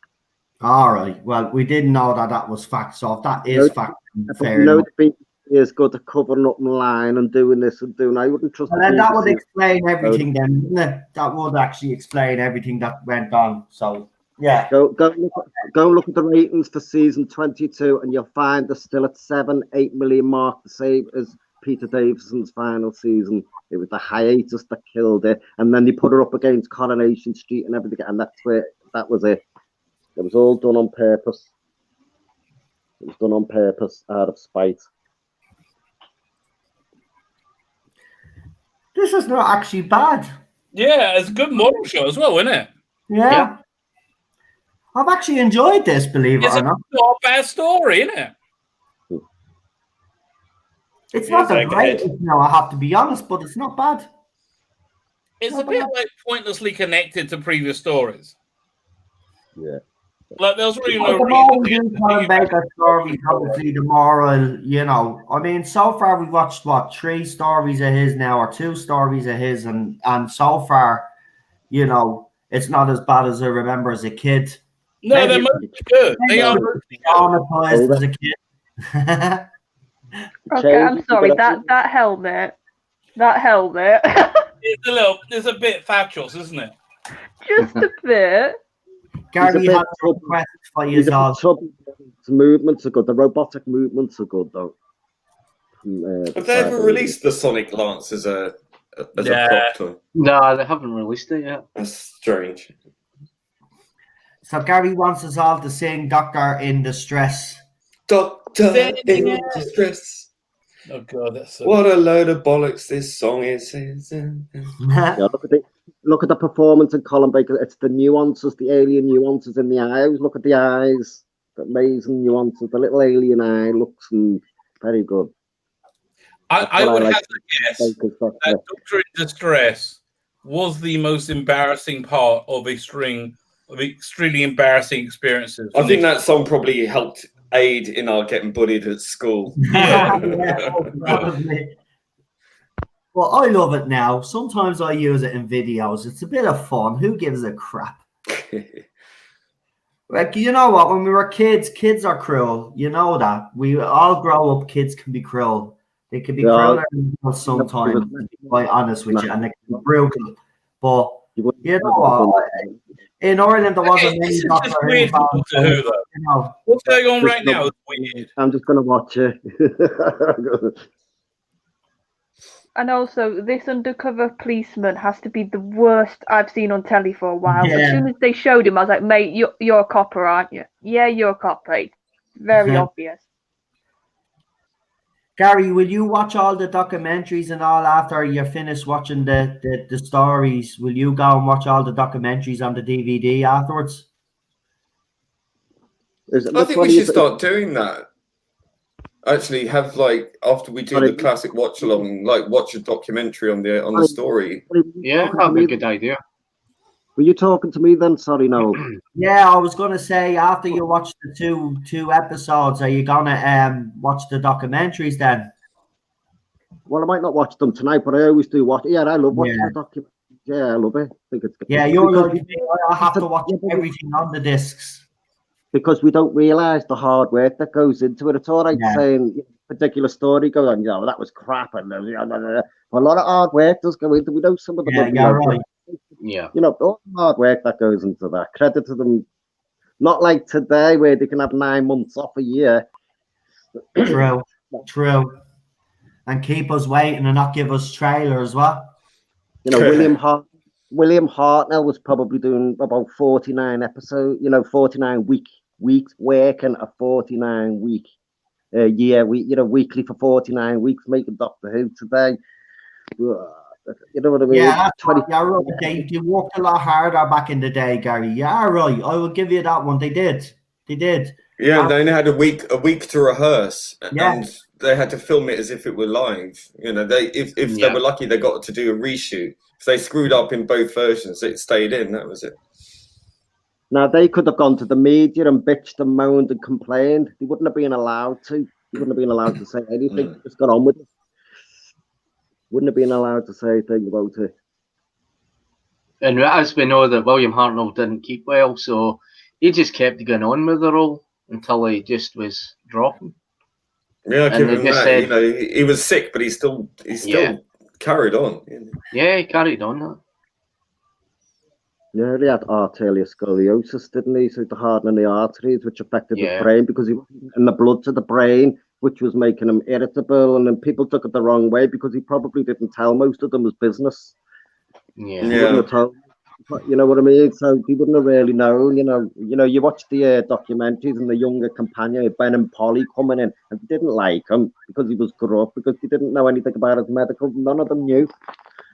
Only as the media. Disaster area. I do listen to the commentaries on the DVD as well. So I'll watch the story, watch the documentaries, and then I'll watch the story again with the commentaries on, when they're available. Because again, as Gary said, you learn a lot more about the processes, about what they had to go through. To be honest, every single DVD that I have there, I've watched every single documentary. I haven't missed one. Yeah. Even on the ones that Rabbi sends me, I watch the documentaries because, that's where you look at these people that did classic. Whether you like the Colin Baker era or not, Gary is right. A lot of hard work went into it. These people did care. That's the thing, though. There might have been crap going on behind the scenes, but the people that were actually working on the show cared. And it shows. There's a show today. No. So you have to give them credit for that. I'm not a huge Colin Baker fan, right? But I've watched we watched 3 stories of his, I think, so far. And they're a lot better than I remember them as a kid. I probably have judged them too harshly, but I'm willing there are a couple of doctors. I'm going to say this, the 2 Doctors is still the worst fucking Doctor Who story I've ever watched. No, worse than 2 Doctors. Time Lash is way worse than Two Doctors. Well, I can kind No, of Time Lash is good. It's a good story. It's just really blandly directed. You've got a bland set. You've got bland costumes. I It's a agree good with story. Lee. I watch Time Lash any day. I can't watch the Two Doctors is rubbish. Rubbish. They wasted. You know, they were over in a lovely location. I mean, look at Patrick Troughton's performance was great, and even Colin Baker's performance. It's just the story was. I didn't like the story. That's just the way where I am on that one. But Time Lash, to watch it because Lee is right. You could in there is a good story. It's just it wasn't directed very well. The Doctor fishing scene with Perry in a bikini that made everything okay. Very easily pleased, that Rabbi. I always bring for me it did. I like that story. I've got to say, I like the idea of having these half-processed sort of cyber humans in the background. Cool, aren't they? Yeah. I do really like that idea.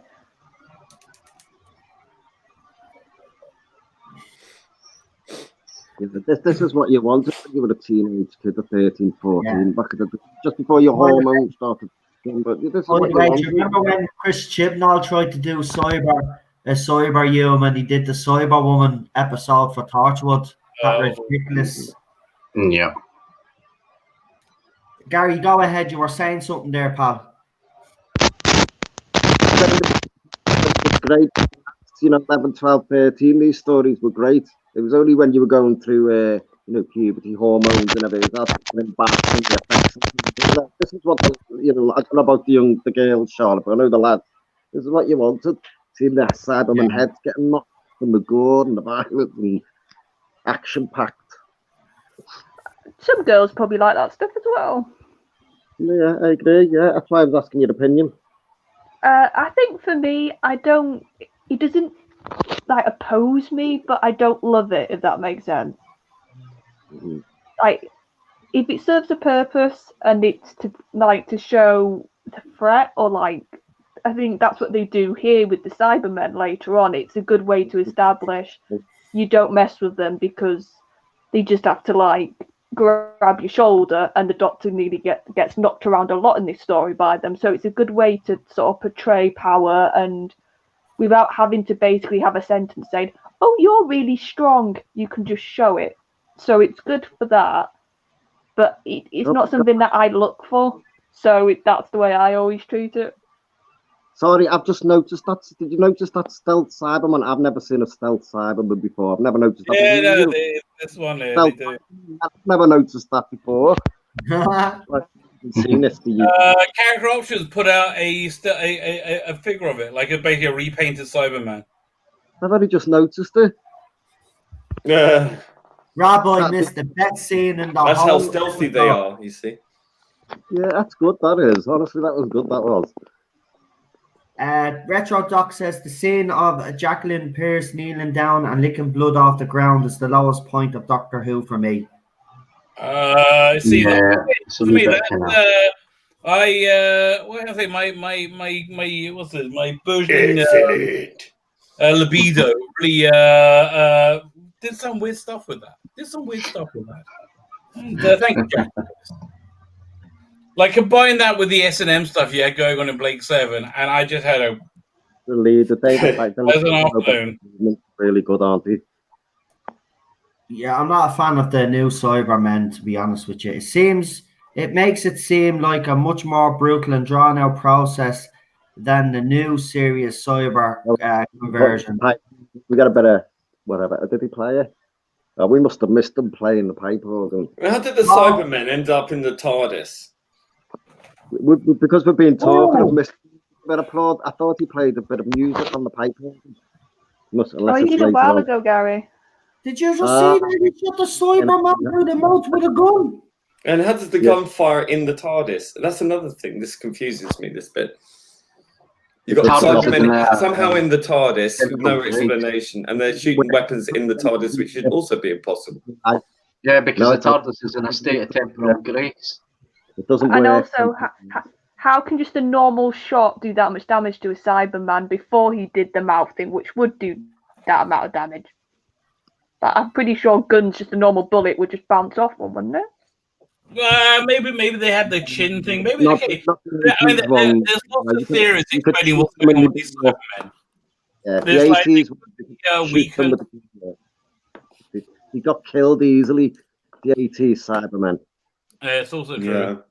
But I mean, these again, you get a feeling that this is a small group that's woken up on Tellus and are like without any power, and they're fighting a losing war, and they're not doing well, and they're recruiting whoever they can. So you do get the feeling they're like these are weakened Cybermen. Okay, that makes sense. Yeah, but that's why hindsight's a great thing. You know, They're the most human out of the lot, aren't they, as well? So yeah, maybe they're early Cybermen, They could be that. They're Telosians. They can't be that early. The disco. Well, they're not Mondasian, are they? No. It does reflect the 80s now in hindsight. The colours, the costume, the music, all 80s, and it suits it. Well, looking now, actually suits the period. Yeah. I noticed they didn't make a comeback in the World Enough in Time. Yeah, I really thought that needed an extra few Cybermen in it. I thought they could have done. They should have had these Cybermen. They should have done some Tomb Cybermen, and they should have done some Earthshock ones as well. Yeah, BBC definitely. budget probably said, nope, you can't do that. Yeah, but I mean, great to see that budget would have stretched to that easily, because I mean they were made on the cheap in the 60s and 80s. That is true, actually, and they had Cybermen from Adventure in Time and Space. Yeah, no, they were the other one. So my mistake. Yeah, but I mean they could have stretched it. Come on, right? Definitely. Yeah, but this is the BBC we're talking about. Yeah, they pay lip service to fan service. Right, if we're all ready to get the second part ready, so we can continue. Ready? Yep, ready. We left on a cliffhanger there. Is Perry gonna die? I do like the way she giggles in fear. Yeah. You're incorrigible. You missed the best scene where she was running down the corridor trying to climb the ladder. I didn't miss it. Why do you think I was silent? In my head, there is a Perry slow-mo filter. When it was her and Pamela Addison, they have that slow-mo. I just wanted to ask you: Did she ever respond to your email? Strangely not. No. Weird that, yeah. She's like, oh, that man probably wants to eat me. I'm scared. She said to herself. Right. That's the rabbi. That's a move. Moving swiftly on. Gary says that he's off to do his errands now, and he'll talk with us more very soon. Take care. Take care, Gary. Look after yourself. Stay safe. We'll talk to you soon. A little bit. Take care. Right. Are we ready for the countdown, guys, in the chat? I know everybody else on the panel is ready. Are we ready in the chat? Lock and load, baby. As they say, let's lock and load. Oh, by the way, I had an idea for the Halloween episode. We're trying to think of like what to watch, right? Which is a good scary Doctor Who to watch for Halloween? Oh, my iPad just froze up, so give me a second. I think we should do episodes of stuff like don't watch a whole story. We should watch individual episodes of that the chat suggests. Like we do, like I don't know, Pyramids of Mars, like one episode. We do good classic horror episodes, but not the whole story. That way we can see a few different ones. Right, you mean just jump from parts? So like a pick a mix. Basically, yeah. Of all the serious stories. Good old Woolworths. Yeah, we do like I don't know, Braden Morbius 4, then I don't know, what do you think of the scary story? Yeah, but they'll all be mostly I mean, the demons again. You can't. Mostly the Hinchcliffe era is the horror. You know what we could do? We could do New Who. We've got Midnight. We've got Midnight. We've got the God Complex. We've got Night Terrors. Well, yeah, we've got like episode 3 of Deadly Assassin, for example. No, we do classic New anyway. Why do you want to go? We do New Who. No, it's going to be on Saturday, isn't it? Not Sunday. It doesn't matter when Halloween is. We'll just swap them around. We'll just do the teppanyaki on the and then we do the yoki on the yoki. Oh my god! I looked at the calendar today. I saw that Christmas was on Friday, which means if they do the special on Christmas, I'm not seeing it live. New Year's Day, and also it's on a fast day. It's going to be weird as well. Well, it doesn't matter. You sure you won't give them a live view, so you'll be grand. Exactly. That's exactly what's going to happen.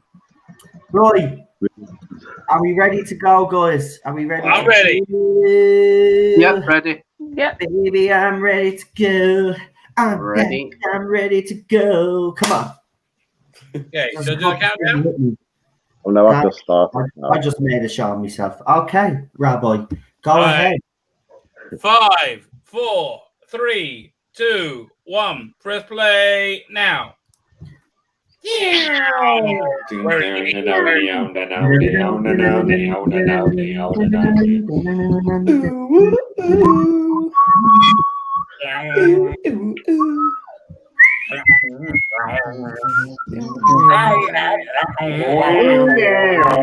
like a cat being strangled in slow motion.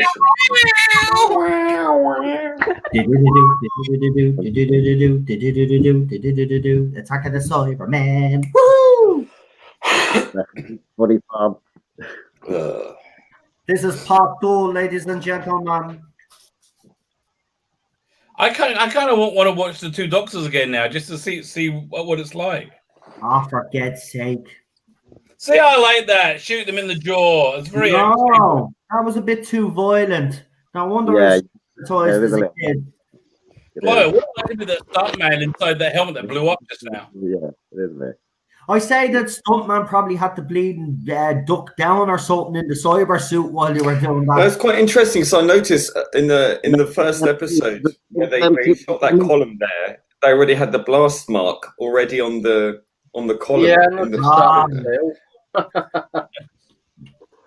So here we go. Will Terry survive?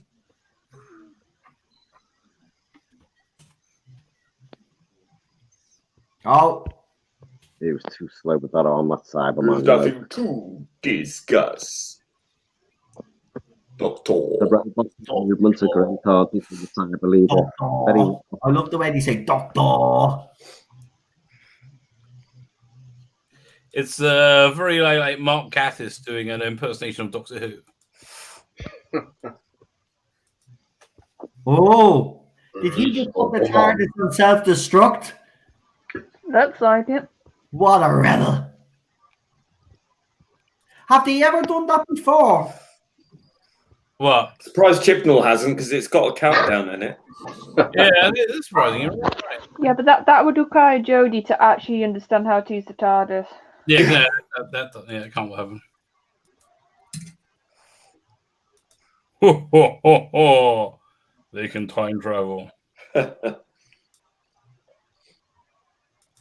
It got me thinking, though. You would think more villains would want to nick the TARDIS. Like, I was trying to think in my head, what other stories have villains tried it? I know the Master has a few times, but I was thinking of anybody else. There's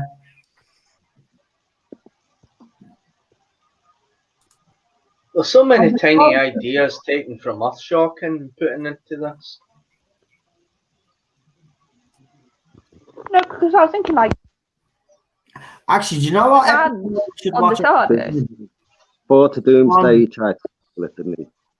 What's the one where the Doctor's wife we should watch?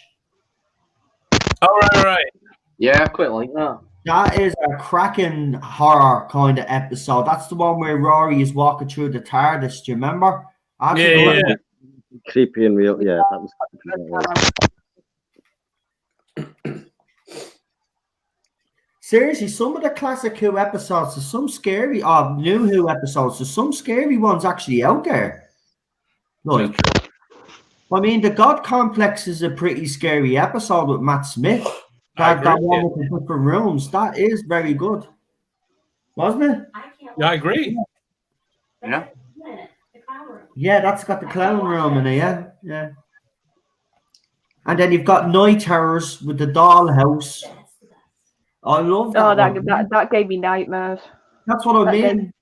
We don't need to touch Classic Who because we're going to be doing them all anyway, Rabbi. So we might as well do the ones of New Who, and we could do 2 episodes. We could say we let everybody choose. We'll pick the episodes as a panel. We'll pick the episodes. We'll each pick a New Who episode that we think is scary, and we'll let everybody in the chat pick the 2 that we watch on that night. That's a good idea.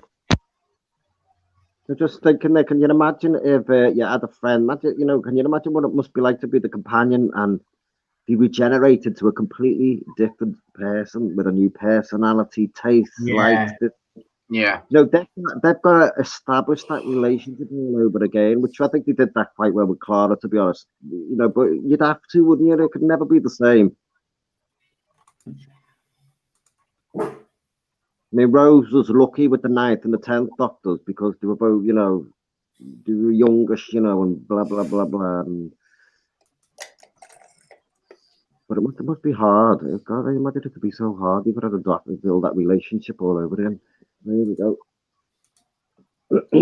Oh, have you ever seen this artwork I'm just throwing up? I'll tell you now once I put it up. Let's see. Cool. Wow. Hold on, I want to remove that comment out of the way. What's he got in his hand? For this book. Yeah, this Cyberman book. Freaking awesome book. Yeah, I've seen it, yeah. I got it. It's got like here this is probably got to zoom in. This is the illustrated history of the Cybermen. Wow, that looks. Isn't that gorgeous? Yeah. Yeah. And they'd make brilliant posters as well, wouldn't they? Well, yeah, I think Andrew Skillis has got a bunch of stuff. I like that's very cool.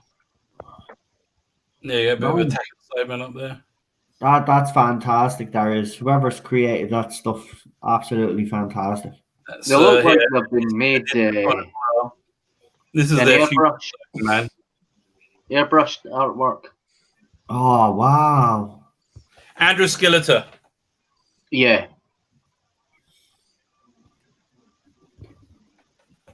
I need to ask as well. Why is the Doctor so reluctant to tell Perry?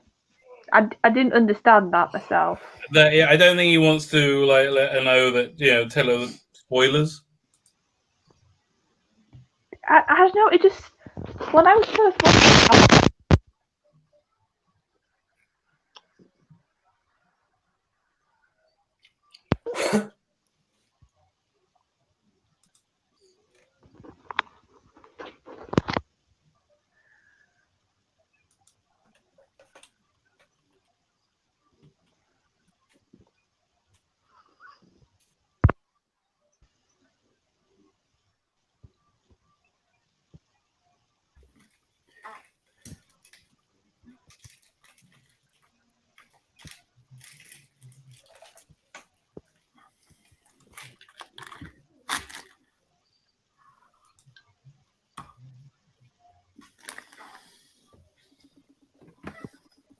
Oh, they're putting out a new Lady Christina box set. Yeah, Daniel told me about that. I don't know. I didn't even know she was a thing on Big Finish. See, they did one box set. I quite liked it.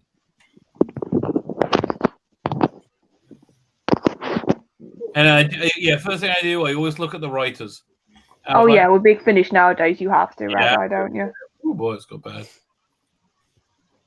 Which is a shame, isn't it? It's like Some people are saying there's no sound. Yeah. Oh, that's weird. You might need to refresh, guys. Oh, I think my mic was having a bit of a moment before. I think I've sorted it now. I think that's me they were talking about. I think this model work is just excellent. Yeah, this one works better than some of the model shots that were in the Six Doctors era.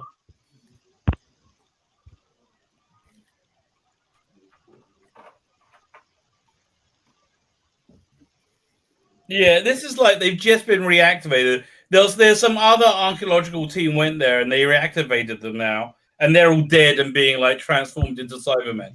This is exactly like Tomb of the Cybermen. They are a very weakened state of Cybermen.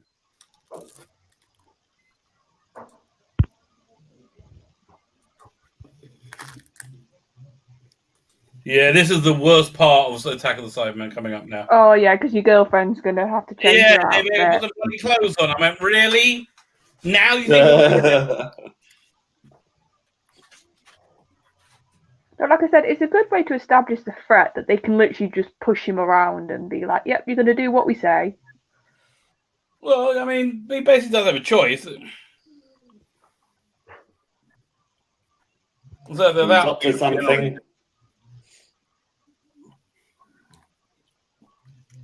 Oh.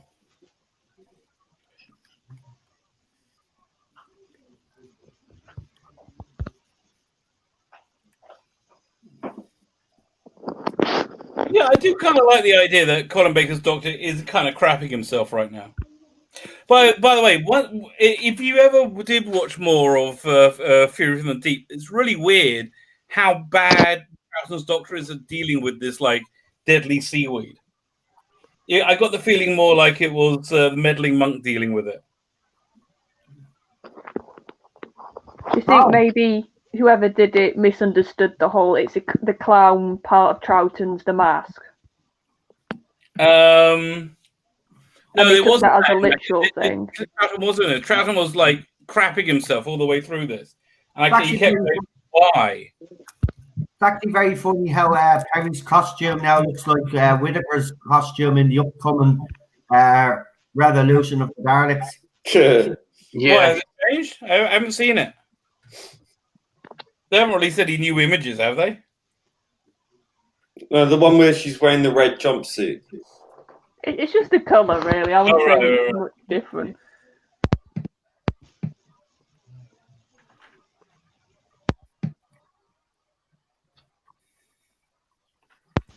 Yeah. It's funny you were talking about William Hartnell and Patrick Troughton a minute ago. Their doctors don't seem nowhere near as intelligent as the later doctors. I think after John Pertwee's Doctor's Exile, the Doctor just knows everything.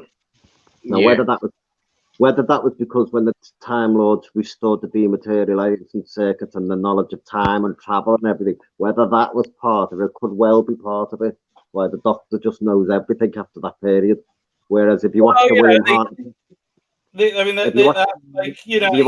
think the more Doctor Who became more established, they're just bumbling away along in the story. The earlier Doctors, the first two Doctors.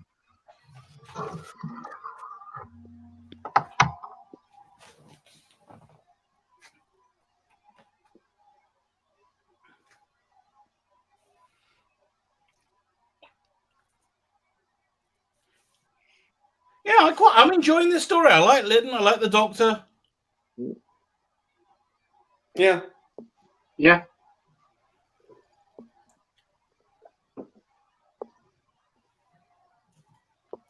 Now, if this had been his first story, do you think it would have been better? Yes. What a Nothing the other. Punched his head right off his shoulders. Bit of green snot on him. He literally threw her past the crazy Cyberman.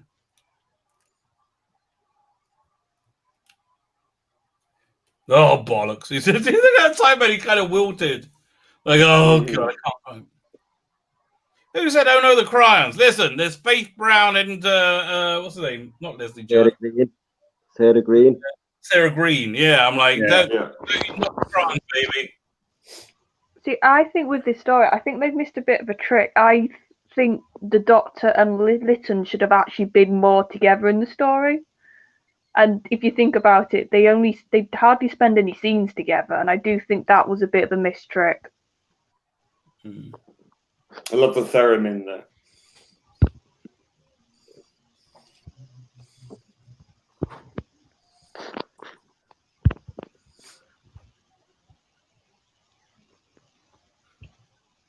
I like Brian Glover in Doctor Who. Yeah. He used to be in absolutely everything, didn't he? Right. Is he still alive? I don't know. Don't think so. I'm not sure. I tell you, there's more sets they built for this than they did for Discovery. Did you watch that yet? Yeah. There's like, have you heard the news? It was like so cheap the way they did that thing. Yeah. Rabbi, have you heard the news about Discovery? Yeah, they renewed it for a full season. Like, how? Because they're on crack cocaine. That's why. It must be. It's like there is no consequence. Nothing matters. No, it doesn't. See, listen, someone spoke about this on a video. I forget whose channel it was listening to it on. But apparently, the current contract runs out in a few years' time.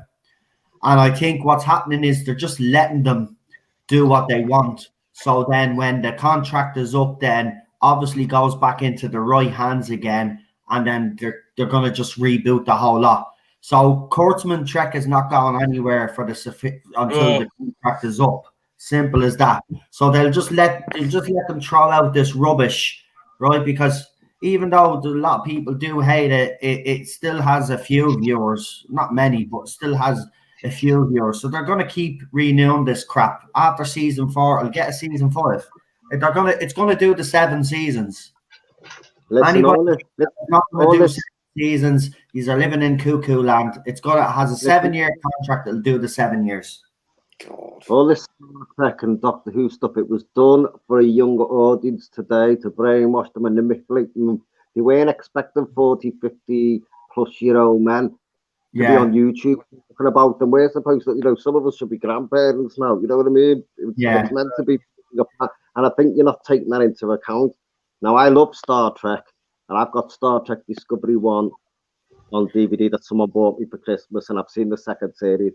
Now, to me, if I was a youngster today, a 15, 16, 17-year-old lad, you'd absolutely love this. We're looking at it because we know the original Star Trek, we know the Next Generation. A lot of people today don't really know it unless their dad's a fan or whatever. But what I'm saying is, if I was a 15-year-old lad, I would have. If I didn't know anything about Captain Kirk or anybody else, I would think, what a great series. The spaceships are great. I disagree. Honestly, kids watch this, they are bored out of their minds. It's not getting any audience. It's crap, and that's why the only people who say they like it are the crazy Twitterati that don't have friends, they have alliances, and because it's part of their alliance, they have to say they like it. No one likes this crap. It is just useless. It's crap, and it's failed in every way humanly possible. And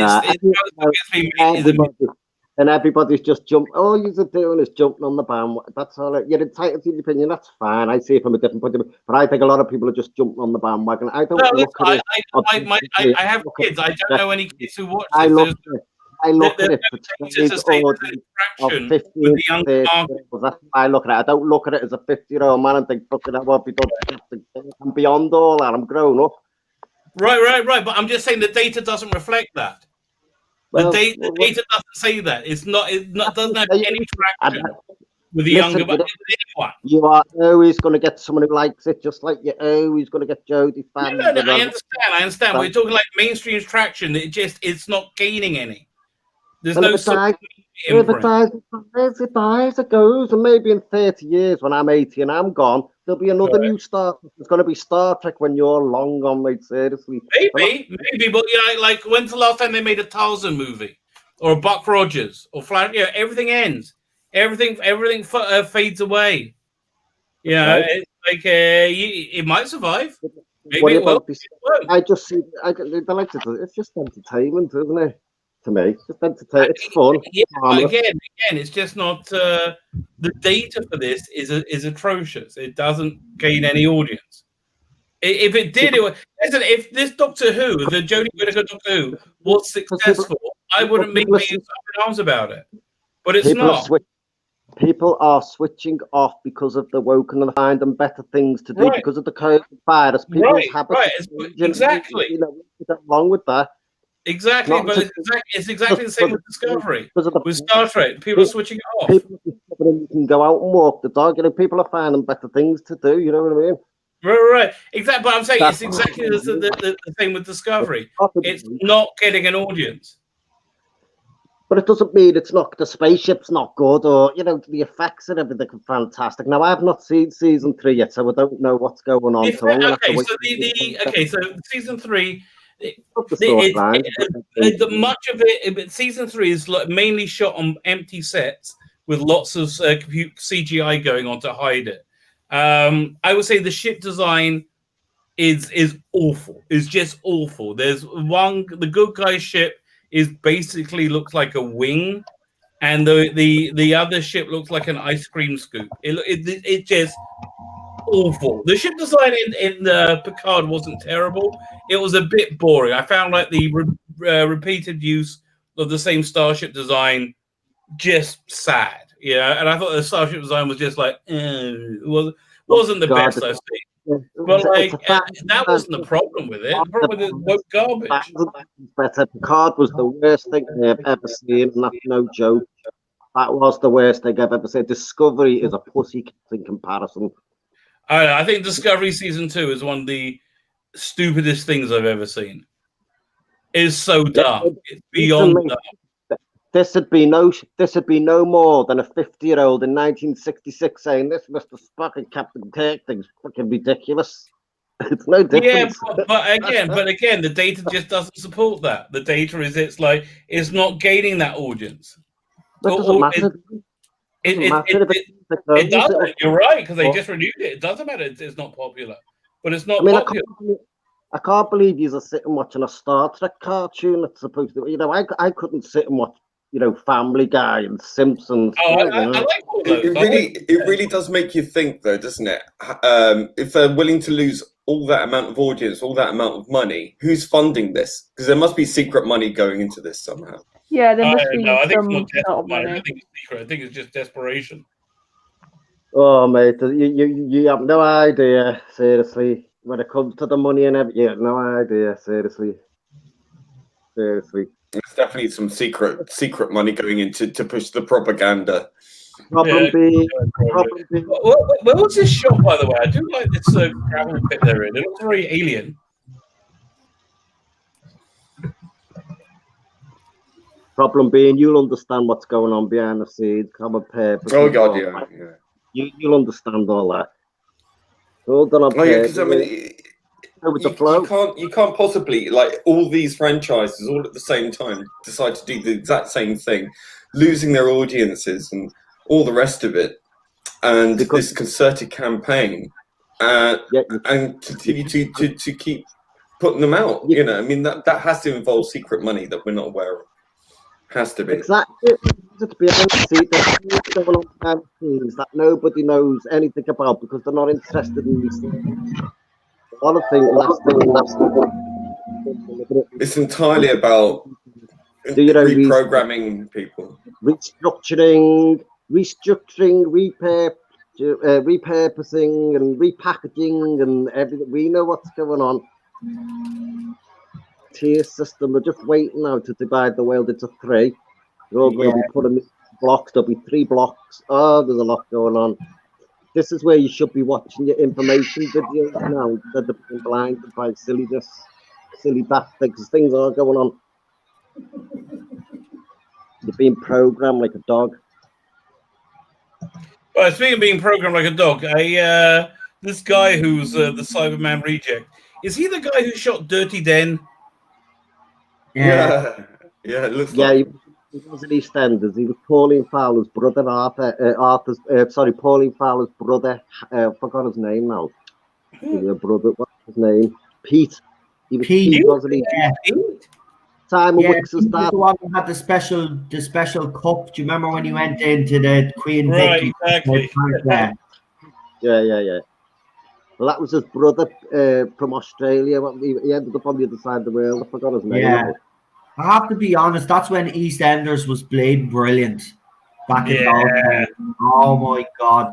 Do you remember the Dirty Den episode, the one where he divorces her? How many millions of people? Yeah, it was one of the most watched things in TV history. Yeah. I think it was something like 20 million or something crazy. What, 30 million viewers it got? 30 million views.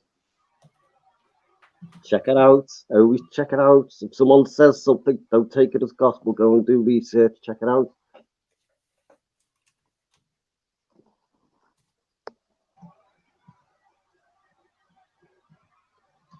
See the movements we're good. You know, you do all these subtle things that you don't notice. They're tenant. When you're looking at it as an adult, you see the movements.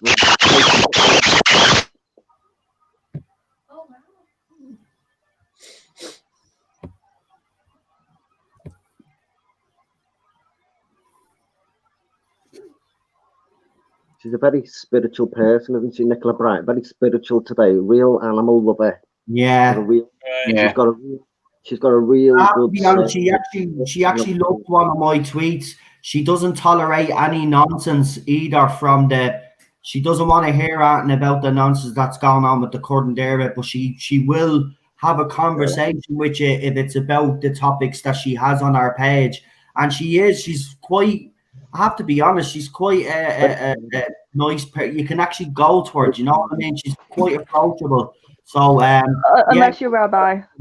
Yeah, well, she did mace me, but you know, I can't blame her. Especially with animals, she loves animals. Anyone who loves animals. Do you think? No, if I dress up as a furry, right? I just sit outside her door. She'll take me in. No, not a chance, mate. No, not a chance. I don't think furries now are the type of animals she likes looking after. But you never know. You never know. She loves our cats and our dogs, and if any animals go missing, she's the first one to. And they normally find them all because she has such a reach, you know.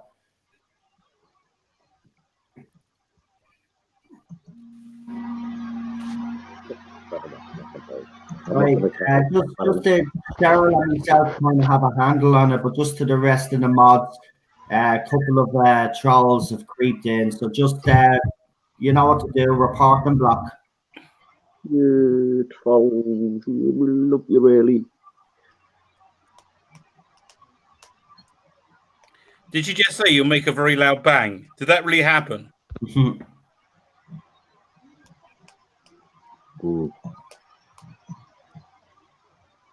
I'm so sorry for my mic. It's having a lovely time tonight.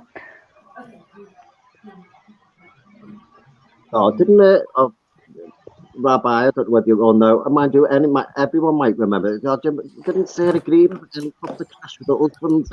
Yeah, she's a cryon. Oh yes, it's this episode. This episode is high in the Rabbi Spank Bank. It's for many reasons.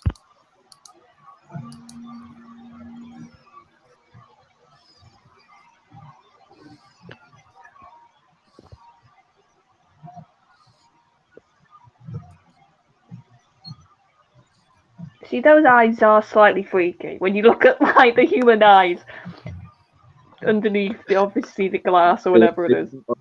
A beer bottle goggle eyes, aren't they? Yeah, they do sort of have that uncanny valley, don't they, effect?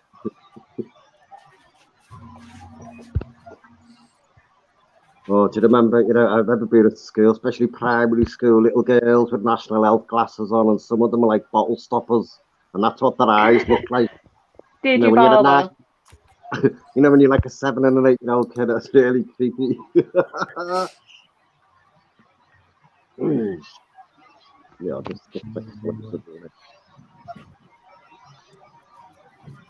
So Vanessa says, tell Noel I vote for the God Complex.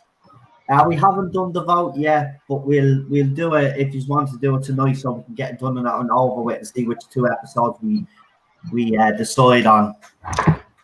Yeah, we're probably best deciding that tonight, and then we've got so then we have a couple of weeks then to make sure that everybody has the episode, which being new who will be easier for them to access anyway. So I think that's a good idea. Do a pick a mix 2 episodes. Yeah, I think it'd be a good idea. Because we're going to be doing all Classic Who anyway. We're going to be doing all of the, as we said, we're going to continue doing the Classic Who. So we'll get around to all of those other stories anyway. So.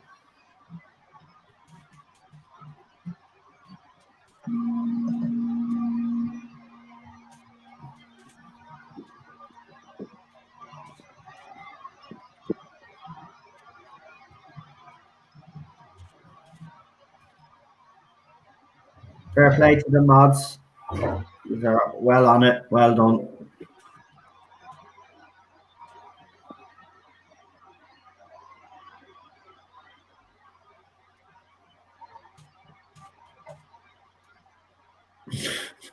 Oh, they've got lit in, haven't they? Yeah.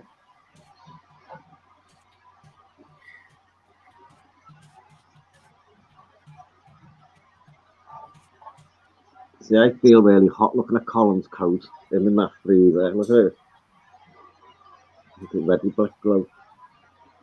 It must have been heavy, that coat. It was made of melting wool.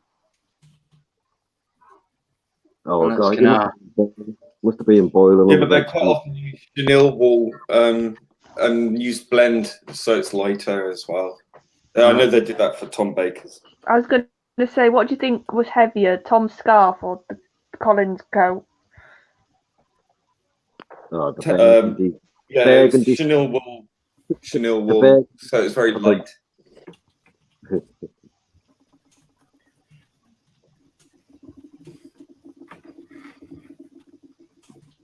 Right, there's a message up on the screen for you all. Oh. What you do? Just press chat. I don't know. I haven't got a clue. Do not ever do this crap. I don't know what this crap is. Be a troll and come into comments and say stupid stuff, basically. Oh. Okay, fine. I'm like, I might want to do it. I don't want to do that. No, listen, here's the thing, right? I'm going to be out straight, right? As I've got, people know who comes on me panels now. So these people are trying to bait us, right? But if you react, it's going to reflect badly on this channel as well as reflect badly on you guys as well. So I suggest that nobody react, okay? Because we can't be giving these people any ammunition. It's as simple as that. It's so interesting that after a whole bunch get blocked and you see you're reporting them and stuff. Yeah, true. So yeah, the mods will take care of it. No one engaged because it's just there. Exactly. Plus, it's annoying because I'm trying to watch my Nature Pulse. Oh yeah, yeah. Okay, wait, can I ask a question about the story? Is this Yeah. the first time we heard that Telos was invaded, not indigenous? Yes, it was the first time. This story was, yeah, but it was implied they were always there, yeah.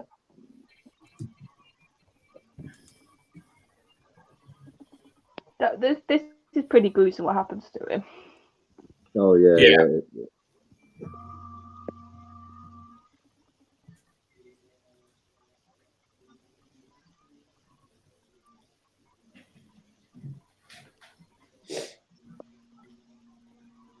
Oh, blood. Oh yeah. Do you remember this? I told you I haven't watched the Colin Baker era since I was a kid because of trauma. This is famous. I remember this. Oh. Nobody touched that one. Oh. Nobody touched it. Right, nobody's to touch that comment for a minute, please. God. Who did? Who touched it? No, I got it. It's fine. He's doing his job. Oh my god. That's fine because it's directed. It's all right. I can take a screenshot as well, actually. That's gruesome. Look at his hands, isn't it? Look at that. That is a bit good. So I hope everybody in the chat is seeing what's happening in the chat. So for people out there that are accusing me of doing all of this crap. Yeah, well, they're accusing me of doing this. Do you think I would do that? You're out of your fucking mind.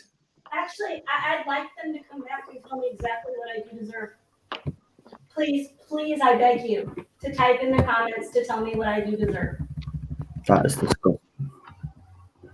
Oh, is it not working again? Individuals, no life.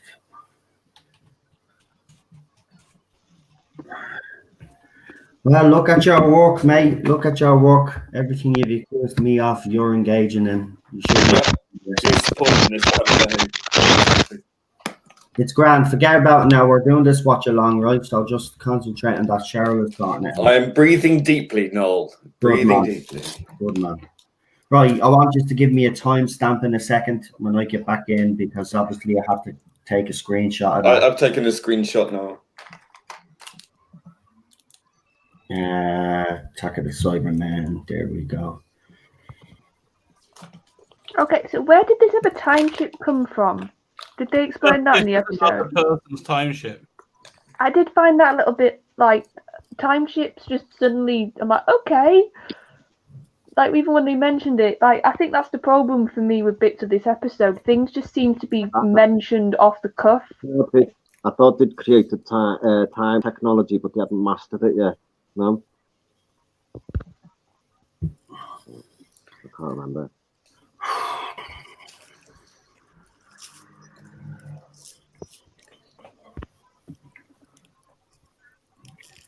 Right, we're nearly there with the times. I'll ask you for a timestamp now in a minute, guys. Just give us a Ready, wherever you are. Don't touch it, anyone. What, another one? Do Okay. not. Oh, There's another one. yeah, we're sorting it out now. We're sorting it out now.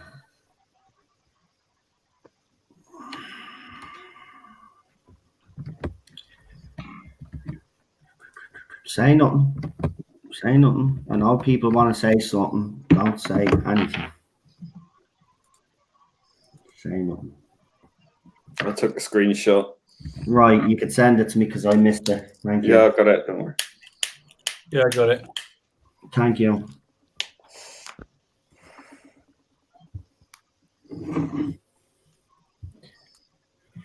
Oh.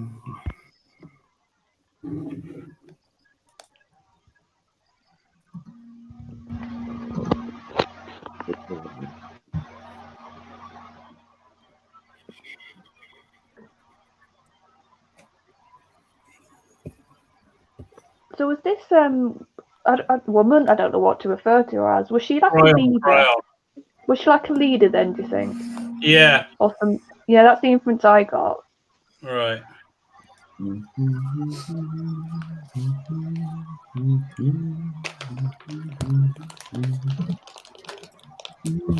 Lee, you're typing very ferociously.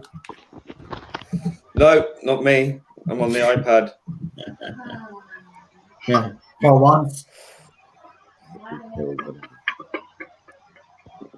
Another one. Fucking evil bastards. You know what? Actually, I know who these people are because they're so thick. They've used the same words before. Guess what? I actually have screenshots of the old ones so I can match them up with exactly what you are saying. And you know what, you idiots? You used their real names before. Idiots. I know who it is. No, that's okay. Timestamp, please. Timestamp. So, oh, sorry, 1 second. I was just trying to screen grab this. 37:29. Thank you. 37:29.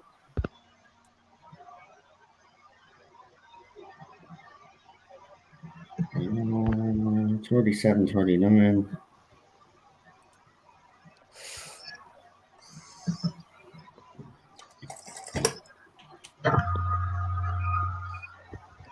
Yeah, I got it dead on 47:39, but I know I'm a few seconds behind now, so I'll just. When you get to 38:52, let me know. 38. Okay, we're about 48 seconds away from that. Right. Just say press play or just go now. Okay. Go now. It'd be better that way. Okay. About 30 seconds to go. No problem.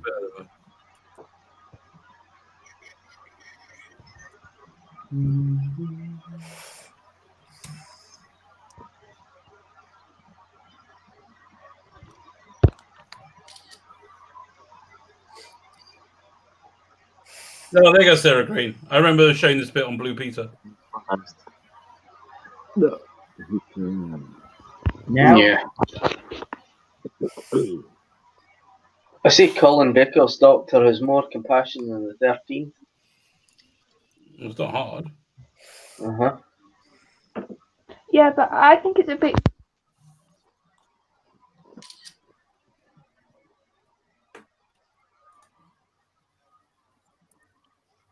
Yeah, I had some Snickers mini bars.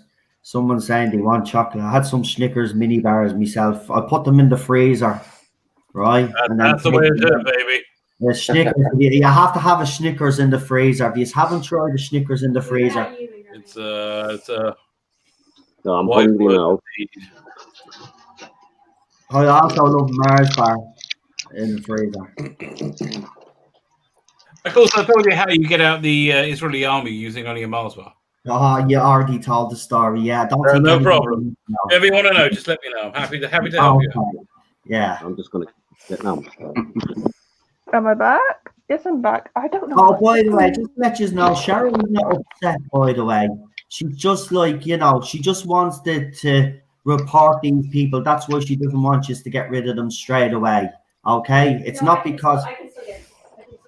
Right? So, she's watching Ace Ventura. She's actually peed off because they're ruining her Ace Ventura When Nature Calls experience. Not like I don't own it and can't watch it 800 times, but still. Yeah. Is that the one where he cuts out the rhinoceros's ass? No, I'm not there yet because I have to keep pausing it. We've just okay. the bat cave of death. Die, wicked spawn of Satan! Charlotte, you need a last love, so watch your movie.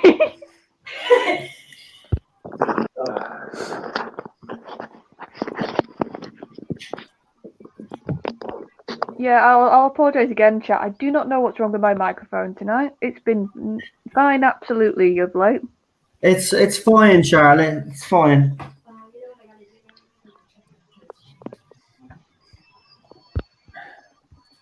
It's fine. Oh, so fine. Yeah, she loves Ace Ventura. I prefer the fourth one. The second one is okay. Sorry, the second one is pure genius. It's not. Nothing funnier. It's not. I mean, the only scene in that's great is the rhino scene. It's the only thing good about it. Oh, and the very start where he has the slinky thing and he tries to get it down all the steps and it stops at the fourth step or something. Okay. Fun fact, I was responsible for children and thought we'll all have a great laugh watching this. Was really interesting when I got, these were my stepchildren at the time. I got a phone call from school because my then 8-year-old stepson was going around quoting this entire movie verbatim and acting it out. So, yeah, sometimes you think things work. Yeah, I do like Jim Carrey. I think his best performance in a comedy, though, for me, has to be The Mask. I mean, I think that's the complete ultimate performance. He's good in The Cable Guy as well, but that's a dark comedy. But The Mask for me is where everything just came together. It's a stupid movie, like it's ridiculous. But if you're a comedian like Jim Carrey, it was the movie. Right. Listen, it was the right time, right place. Yeah. Thomas Dalton says, I quite like the more violent Doctor here. Do you know what? I wanted Peter Capaldi's Doctor to be like that. Personally, that's what I was hoping for Peter Capaldi's, because when we first seen him, he did seem a bit harsh. But Moffat couldn't make up his mind which direction he wanted his Doctor. I think Moffat just had his head in Sherlock too much for the whole period. Say that again, Gary? I said Peter Capaldi was too cold. I think they tried to make the character too much like the thick of it, to be honest. Yeah, but if it was more like the thick of it, at least you would have had like fun with the anger. Colin Baker's Doctor's the theatrical Doctor. It was all blustery. See how Kane is trying to rescue Lytton and that, you know what I mean? Yeah, he's a warm and cuddly Doctor. But here's my problem with the whole sort of him almost having a go at himself to do with the Lytton and how he judged him. The last time he saw him, he was working for the Daleks. he was okay for his men to get killed. So why would the Doctor not think any different? I think this is one of those times when the writers was sort of overly moralising or having to go at the Doctor when it wasn't needed. I mean, there was that element with Doctor in general. They did make him regretful of mistakes. They did it quite a bit, especially in the second year. Yeah, but I'm just thinking with Lytton, like, if you look at this story, they didn't have them pair them up enough in scenes, and I think they would have had actually time together. Yeah, I do agree. It would have justified this whole "I'm judged him so horribly" moment. And to me, if Morris Coburn was still alive, the Big Finish would certainly have done a bunch of Lytton stuff. Yeah, it just felt a bit like, yes, it didn't feel justified to me at that moment with the Doctor. I think that's what I'm trying to say. They should have written it with them actually, him seeing Lytton maybe change a bit and be a bit more kinder, and then he could say sorry. Oh, I misjudged him, but he didn't. So for him to say that, it was a bit like, well, he was a mercenary, mate, the last time you met him, so of course you wouldn't have liked him. Right. But also, again, like, why wouldn't he? Yeah, I think you're making a very good point. I really do. Right, do we want to get our ratings in, guys? Yeah. Yes. I'm going to give this a 7.5. I quite enjoyed it. 7.5. Not bad, Rambo. Not bad. I mean, look, 7.5 for story, 30 out of 10 for costume. Fantastic. Great costuming in any episode of Doctor Who ever.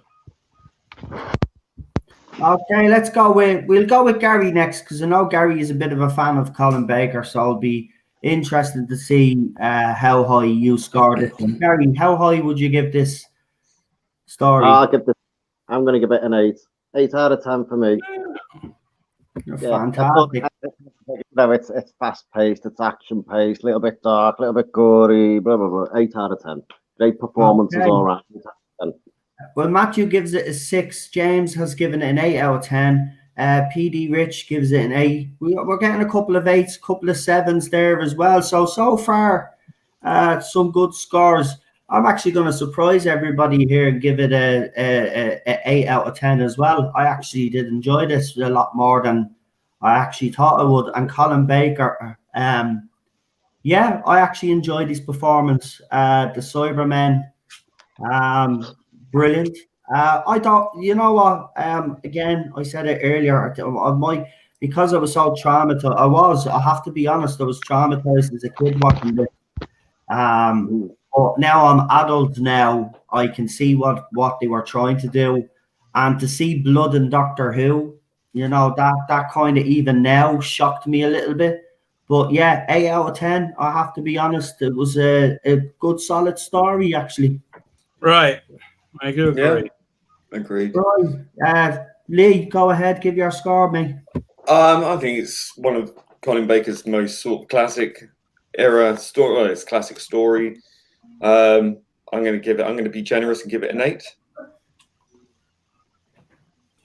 No, there were a couple of things in there that didn't make sense to me, but I think it was a good, solid story. And there's not many for Colin, so let's give him that one.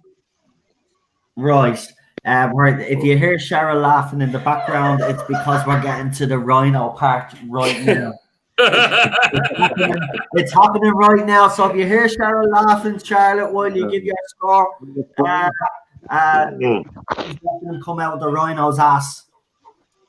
Oh, let her laugh. She needs one. This is funny though. I have to be honest. This is the best scene. It's a classic. He's having a baby, and then he just the way his face gets caught in the rubber as well. Oh my god, this is so funny, this part. and he's tongue and all. Sorry, Ted. We're not allowed to laugh in this house, Ted. Oh my god, just look at the way that he is unbelievable. He do aren't. Right, we got an 8 from Retro Dicky as well. We'll get Charlotte's rating now. Sorry, Charlotte, go ahead. Well, I'm going to be the Debbie Downer because I've got to be honest. This is probably the worst classic I've watched so far. And I just think it came across a bit. Colin's doctor was too all over the place for me personally. Like, I like Lytton. Like, his scenes were quite good, but I think that's mainly just because of the actor. Like I said, I really didn't like the moral. It's fantastic, Morris Goldberg. Yeah. I really didn't like the moralising at the end with the doctor. Like I explained, I just felt like they were having a go at the doctor for no reason, the writers. And I've always not liked that in Who, whatever era it is. So if I'm being fair, probably a 5. That's fair enough. Wow. Okay, 5. Fair enough. That's if that's how you feel. And I have to be honest with you, you've been a classic watch-alongs. You know, it's been very interesting hearing you giving your scores and your reasons. And again, I understand all your reasons there. So fair enough, 5 out of 10. So Super John. I would give it a 7 out of 10, mainly because it's not as good as Earthshock. Some of the performances are quite good from Morris Colburn as Lytton. But for me, it's not as good as Earthshock. I'll just stick with a 7 out of 10. No problem. Well, there you go. Pretty solid scores, I have to say. Actually, isn't it? For Colin Baker. I'm actually surprised at myself now. I have to be honest. Didn't think I'd score it that high. But there you go. I actually did enjoy it, and it did shock me. You know, as I've said, even when I saw An Unearthly Child, I saw the pilot, the original pilot that they never aired, and the way the Doctor was kind of harsh and brash like that. I always wanted a Doctor like that. So Colin Baker, the Doctor, so far kind of ticks some of those boxes. So I'm willing to get around to him again. I'm interested to see now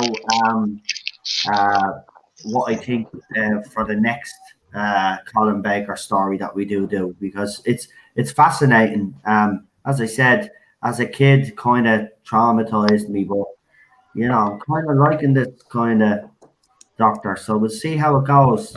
Roy, before we do anything else, we might as well select our episodes that we'd like to put forward for the New Who Halloween. We're going to pick 2 episodes, the 6 of us on the panel. So each person will get an episode choice. And my episode choice is going to be the God Complex. So who would like to pick the next New Who? So it's got to be New Who, yeah, okay. Yeah. Let me go through it. Let me just look at an episode, guys, so I go through them. Yeah, I've got an obvious one. I'm thinking if there's any other ones.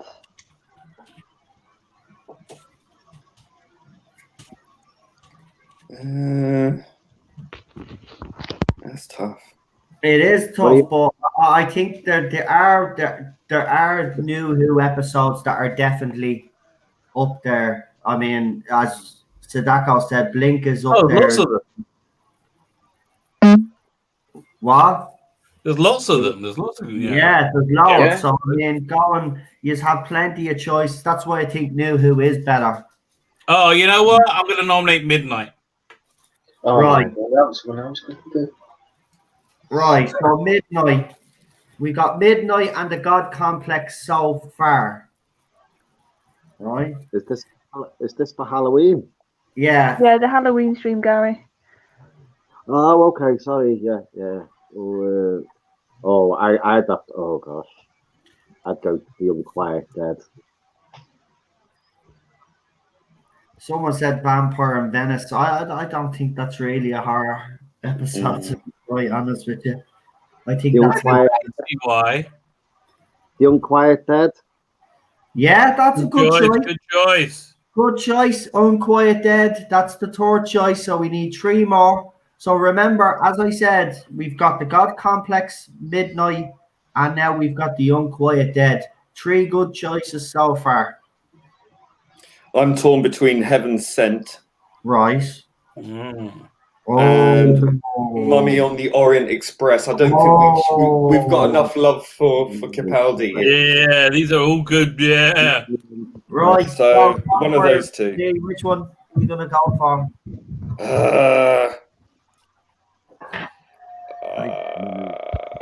I'm going to go with Heaven Sent. Okay, Heaven Sent it is. I was praying. I was doing psychic things, so it must have worked. I was hoping you pick that one. See, here's the thing, though, guys. If we do the Empty Child, it's a two-parter. We'd have to do the Doctor Dances as well. So singular episodes. Yeah, that's the problem, isn't it? Yeah. Oh, Heaven Sent. I think we could do a second part of a two-parter because they have the recap, and then we all seen it before. Yeah, but we've recently done Chris, haven't we, as well? I'm just thinking. We would have watched it not that long ago. Yeah, I'm just thinking because it's going to take ages to get to a Capaldi story, and we haven't got much of him. So I thought it would be a nice. And Heaven Sent, I think, is pretty horrific in terms of horror. Yeah, no, good choice. Very good choice. So we've got Heaven Sent. I think Cheryl's more keen on Mummy of the Orient Express. She's made it quite clear. I know. We've got Heaven Sent. We've got Midnight. We've got the God Complex. No, hold on. Yeah, we do. See, now I'm getting confused now. All I'll say is, if we go for a Tennant story, we're doing Tennant anyway, so we're getting close to those anyway. So something a bit further away, like Capaldi.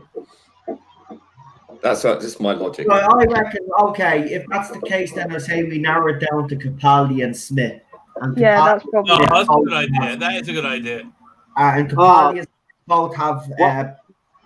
What was the Matt Smith one? What was the Matt Smith's one, which was set in the 70s in their house where they were? Yeah, I was trying to think of that one as well, with the psychic, with the famous psychic. Yeah, that. Oh, that's the one. Oh, I know that one. Oh, is it not Night Terrors? Is it? No, that's the one with the creepy doll. No. It's. the one you're talking about where, that is a good one. The fellow. It's basically a haunted house. It's one of the later ones. Hyde. Is it Hyde? Hyde. Yeah, I'm going to go with Gary and Hyde because I was trying to think of the title, and I think that's not an obvious Matt one, so that would be my thing to put forward to as well. That's a good one. Right.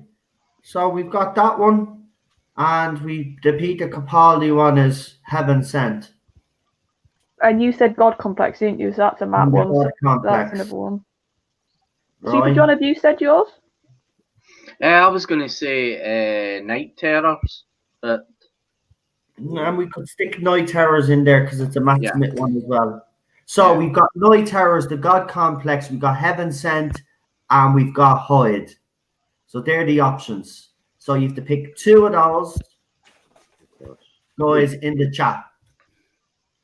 Knock yourselves out in the chat. Knock yourselves out. And the ones that has the most votes, and Lee, because you'll be faster at doing tallying up the votes, we'll give it 5 minutes. Right, so we're going to just talk about something for 5 minutes or whatever, or Rabbi does the competition. Do you do the competition tonight or it's tomorrow? That's tomorrow. Right, tomorrow. But I'll tell you what we'll do. Rabbi is going to remind everybody what the competition is. When he's finished reminding people what the competition is, then we'll count up the tally of votes. And don't forget, in the chat you've got two choices that you can suggest. So out of 4, you name 2. So the choices again are Heaven Sent, God Complex, Hyde, and what was the other one? Night Terrors. Night Terrors. Yeah, let me put my vote in before I forget. Yeah, even the panel can vote. So put your vote in the chat there, guys. Right, for the 2 that you want. It's only fair. Cheryl, you can put your vote in for the 2 episodes that you want. You can put right, so Night Terrors, the God Complex, Hyde, or Heaven Sent. So pick 2 of those and put it in the chat. Pick 2 that I've mentioned out of the 4 and put them in the chat. Hyde and Heaven Sent are doing well. Cheryl, the one with the clowns and the creepy dolls is Night Terrors. Okay. No, the God Complex. It's the one in the room. That's the one you know. Yeah. Lee always wins. It's depressing. Oh, thanks. thanks, Vanessa Law. And then pick Night Terrors and whatever the other one you want to pick. Right, so everybody's getting their vote in. Everybody's getting their votes in. Rabbi, while everybody's getting their votes in, just remind everybody what this week's competition actually is and what they can win tomorrow. Okay. You have the prizes are two graphic novels. The first is called Shakara. Freaking bonkers and crazy. It starts off with the destruction of Earth on page 1. By page 3, it's the death of the last human. It's this relentless assassin avenger seeking to retribution for the death of his species. It's all in black and white with like these little hints of red. It's really, really cool. Shakara. And this other one is called Red Razors. Red Razors is a spin-off of Judge Dredd about 50 years after Judge Dredd. Red Razors is a judge in East Meg 2, which is a capitalist paradise. And he has a mission along with his partner, Comrade Ed, who's a genetically engineered talking horse, to find the corpse of Elvis that has been stolen. The corpse of Elvis is, of course, a religious object in the world of Red Razors. It's bonkers, it's fun, it's Mark Miller, Steve Yold does the art, freaking awesome. All you got to do to win it is subscribe to my channel. Subscribe, and in the comments, any of my videos, leave this week, leave the hashtag Zarjazz, and those two things can be us. We're announcing the winner tomorrow night, ladies and gentlemen. Keep talking. I'm just collating all the. All right. We will. Okay, I want to bring up actually briefly. I want to ask because obviously Rabbi has been away, so there was a bit of Doctor Who news. I don't know if you are aware, but Eddie Askarov, Talk the Doctor, put up a bit of news. So apparently, they're going to be filming in the first week of November. I will believe it. I'll believe it when I see. Yeah, well, apparently there's going to be. He's also added though. Apparently there's going to be some sort of press release as well, and another photo maybe. Well, again, that makes sense. If they're filming, it only makes sense to do that. Which I don't believe. I mean, listen. I find it hard to believe they're moving forward with season 13 with the things being in the state that they are.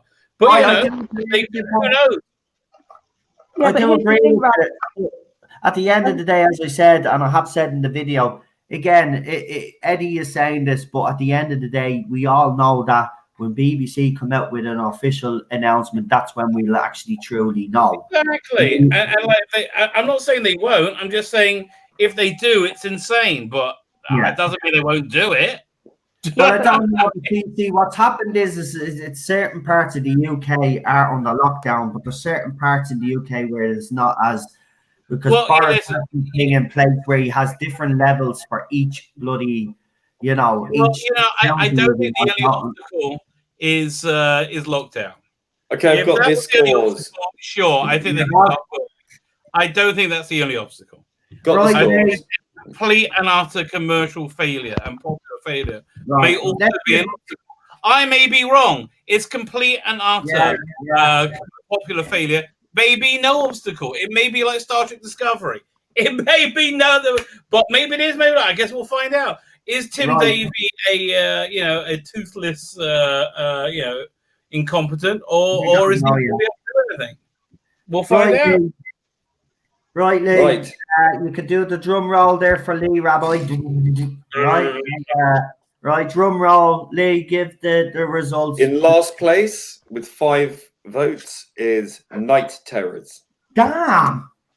Third place with 8 points is Hyde. Wow. Second place is God Complex with 9 points, and the winner is Heaven Sent with 11. There you go. Two good Heaven Sent and the God Complex Halloween night. We're gonna do the two of them. Absolutely fantastic. I'm actually pleased with that result, to be honest with you. Yeah. I couldn't have picked 2 better stories actually. And Heaven Sent is, as far as I'm concerned, up there as one of the best stories. People say it's overrated. It's not. Watch that story. No, it's a good story. Just watch it. Watch his acting. Watch his mannerisms. Watch how he behaves. This is a doctor that's just lost a companion. It is just absolutely. Oh, I just love it. It's a great story. One of my favorite stories. Right, lads, it's getting near 10, and I'm vested bounce now. Well, I've got. Yeah, I'm going to go as well. No Yeah, I problem. think I'm gonna go as We're well. gonna finish up anyway. But listen, it's been absolutely lovely having you all on, Thank and you. we will be back. Obviously. Oh yeah, what is next week's story? Ghostlight. Oh, wow, that's a good one. actually, yeah, we did. Yeah, that's right. We did already choose, so it is Ghostlight. That's right. So join us next Saturday for Ghostlight. But we're back tomorrow for the new Who watch along, and we've got a nice little story coming up. Gridlocked. I actually like it. It's I the love one this with the story. new. Freaking Yeah, love it. it's the Moods one. We see the face of Bo in this one again. So yeah. There's David Tennant holding kittens. And there's David Tennant holding kittens. Yeah. Back to macro. So, And we get this is Gallifrey for the first time, and I adore yeah, that. that's right. Where he's telling where he finally sits down with Martha, because let's be honest, the first 2 episodes he hasn't really treated her well, but then this is the episode where she finally has enough and says to him, like, tell me. And then he says, I just want, he does say a line where with you, I could lie, I could pretend that my people were still there. And he gets very emotional, and you feel it with him, because for that 1 second, for that time, he could pretend that Gallifrey was still there. His people were still standing proud. And you could see when he's telling the story, he's heartbroken. I love it. That scene is just one of the most beautiful scenes in that episode. And it's a message of hope. It gets you going. It does, when the drivers are in the tunnel, and then every 6 o'clock that announcement comes on, they're all singing the song like you do. Your man from Father Ted. Yeah. I think it's great. I really love this story. I really love it. So I'm looking forward to it. So I can already tell you it's already gonna score high for me tomorrow. I just have to I just have to watch tomorrow now and see if it's as good as I remember. But yeah, I loved this story at the time. And yeah, I mean, what isn't there to love? Cats, big ass grown cats. And we kind of get to find out what happened. New York. Yeah, bit sad, really. We all want the moods. Yeah. Right, with that, I'm going to leave now before Pitch all in the mood. But listen, everybody in the chat, thank you. Moderators, well done tonight, especially tonight with all the crap that's going on. Cheryl is absolutely fine. So you don't have to worry about her. Well, I will just end with this. There's a lot of people out there that have to take a long, hard look at themselves and stop sowing division and blaming everyone else. Yeah. This is the result of it. It's disgusting. Yeah, exactly. And I'm not going. At the end, I'm not going to react, because that's what people want. But yeah, I think you really need to start looking at your behavior and see what's happening because of your behavior and the things that are happening. I'm telling you, Palace of Lies. Yeah. We like that Grand Palace of Lies. Yeah, sorry, Grand Palace of Lies. Which I love.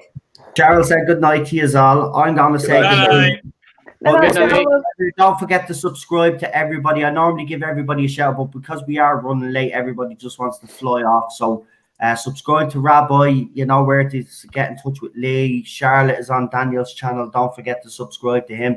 Super John and Gary. Listen, it's been absolutely wonderful having you on. Thanks for coming on. And I'm going to leave you with the wonderful trailer that Lee prepared for the Classic Who. Thank you, mate. I really appreciate it.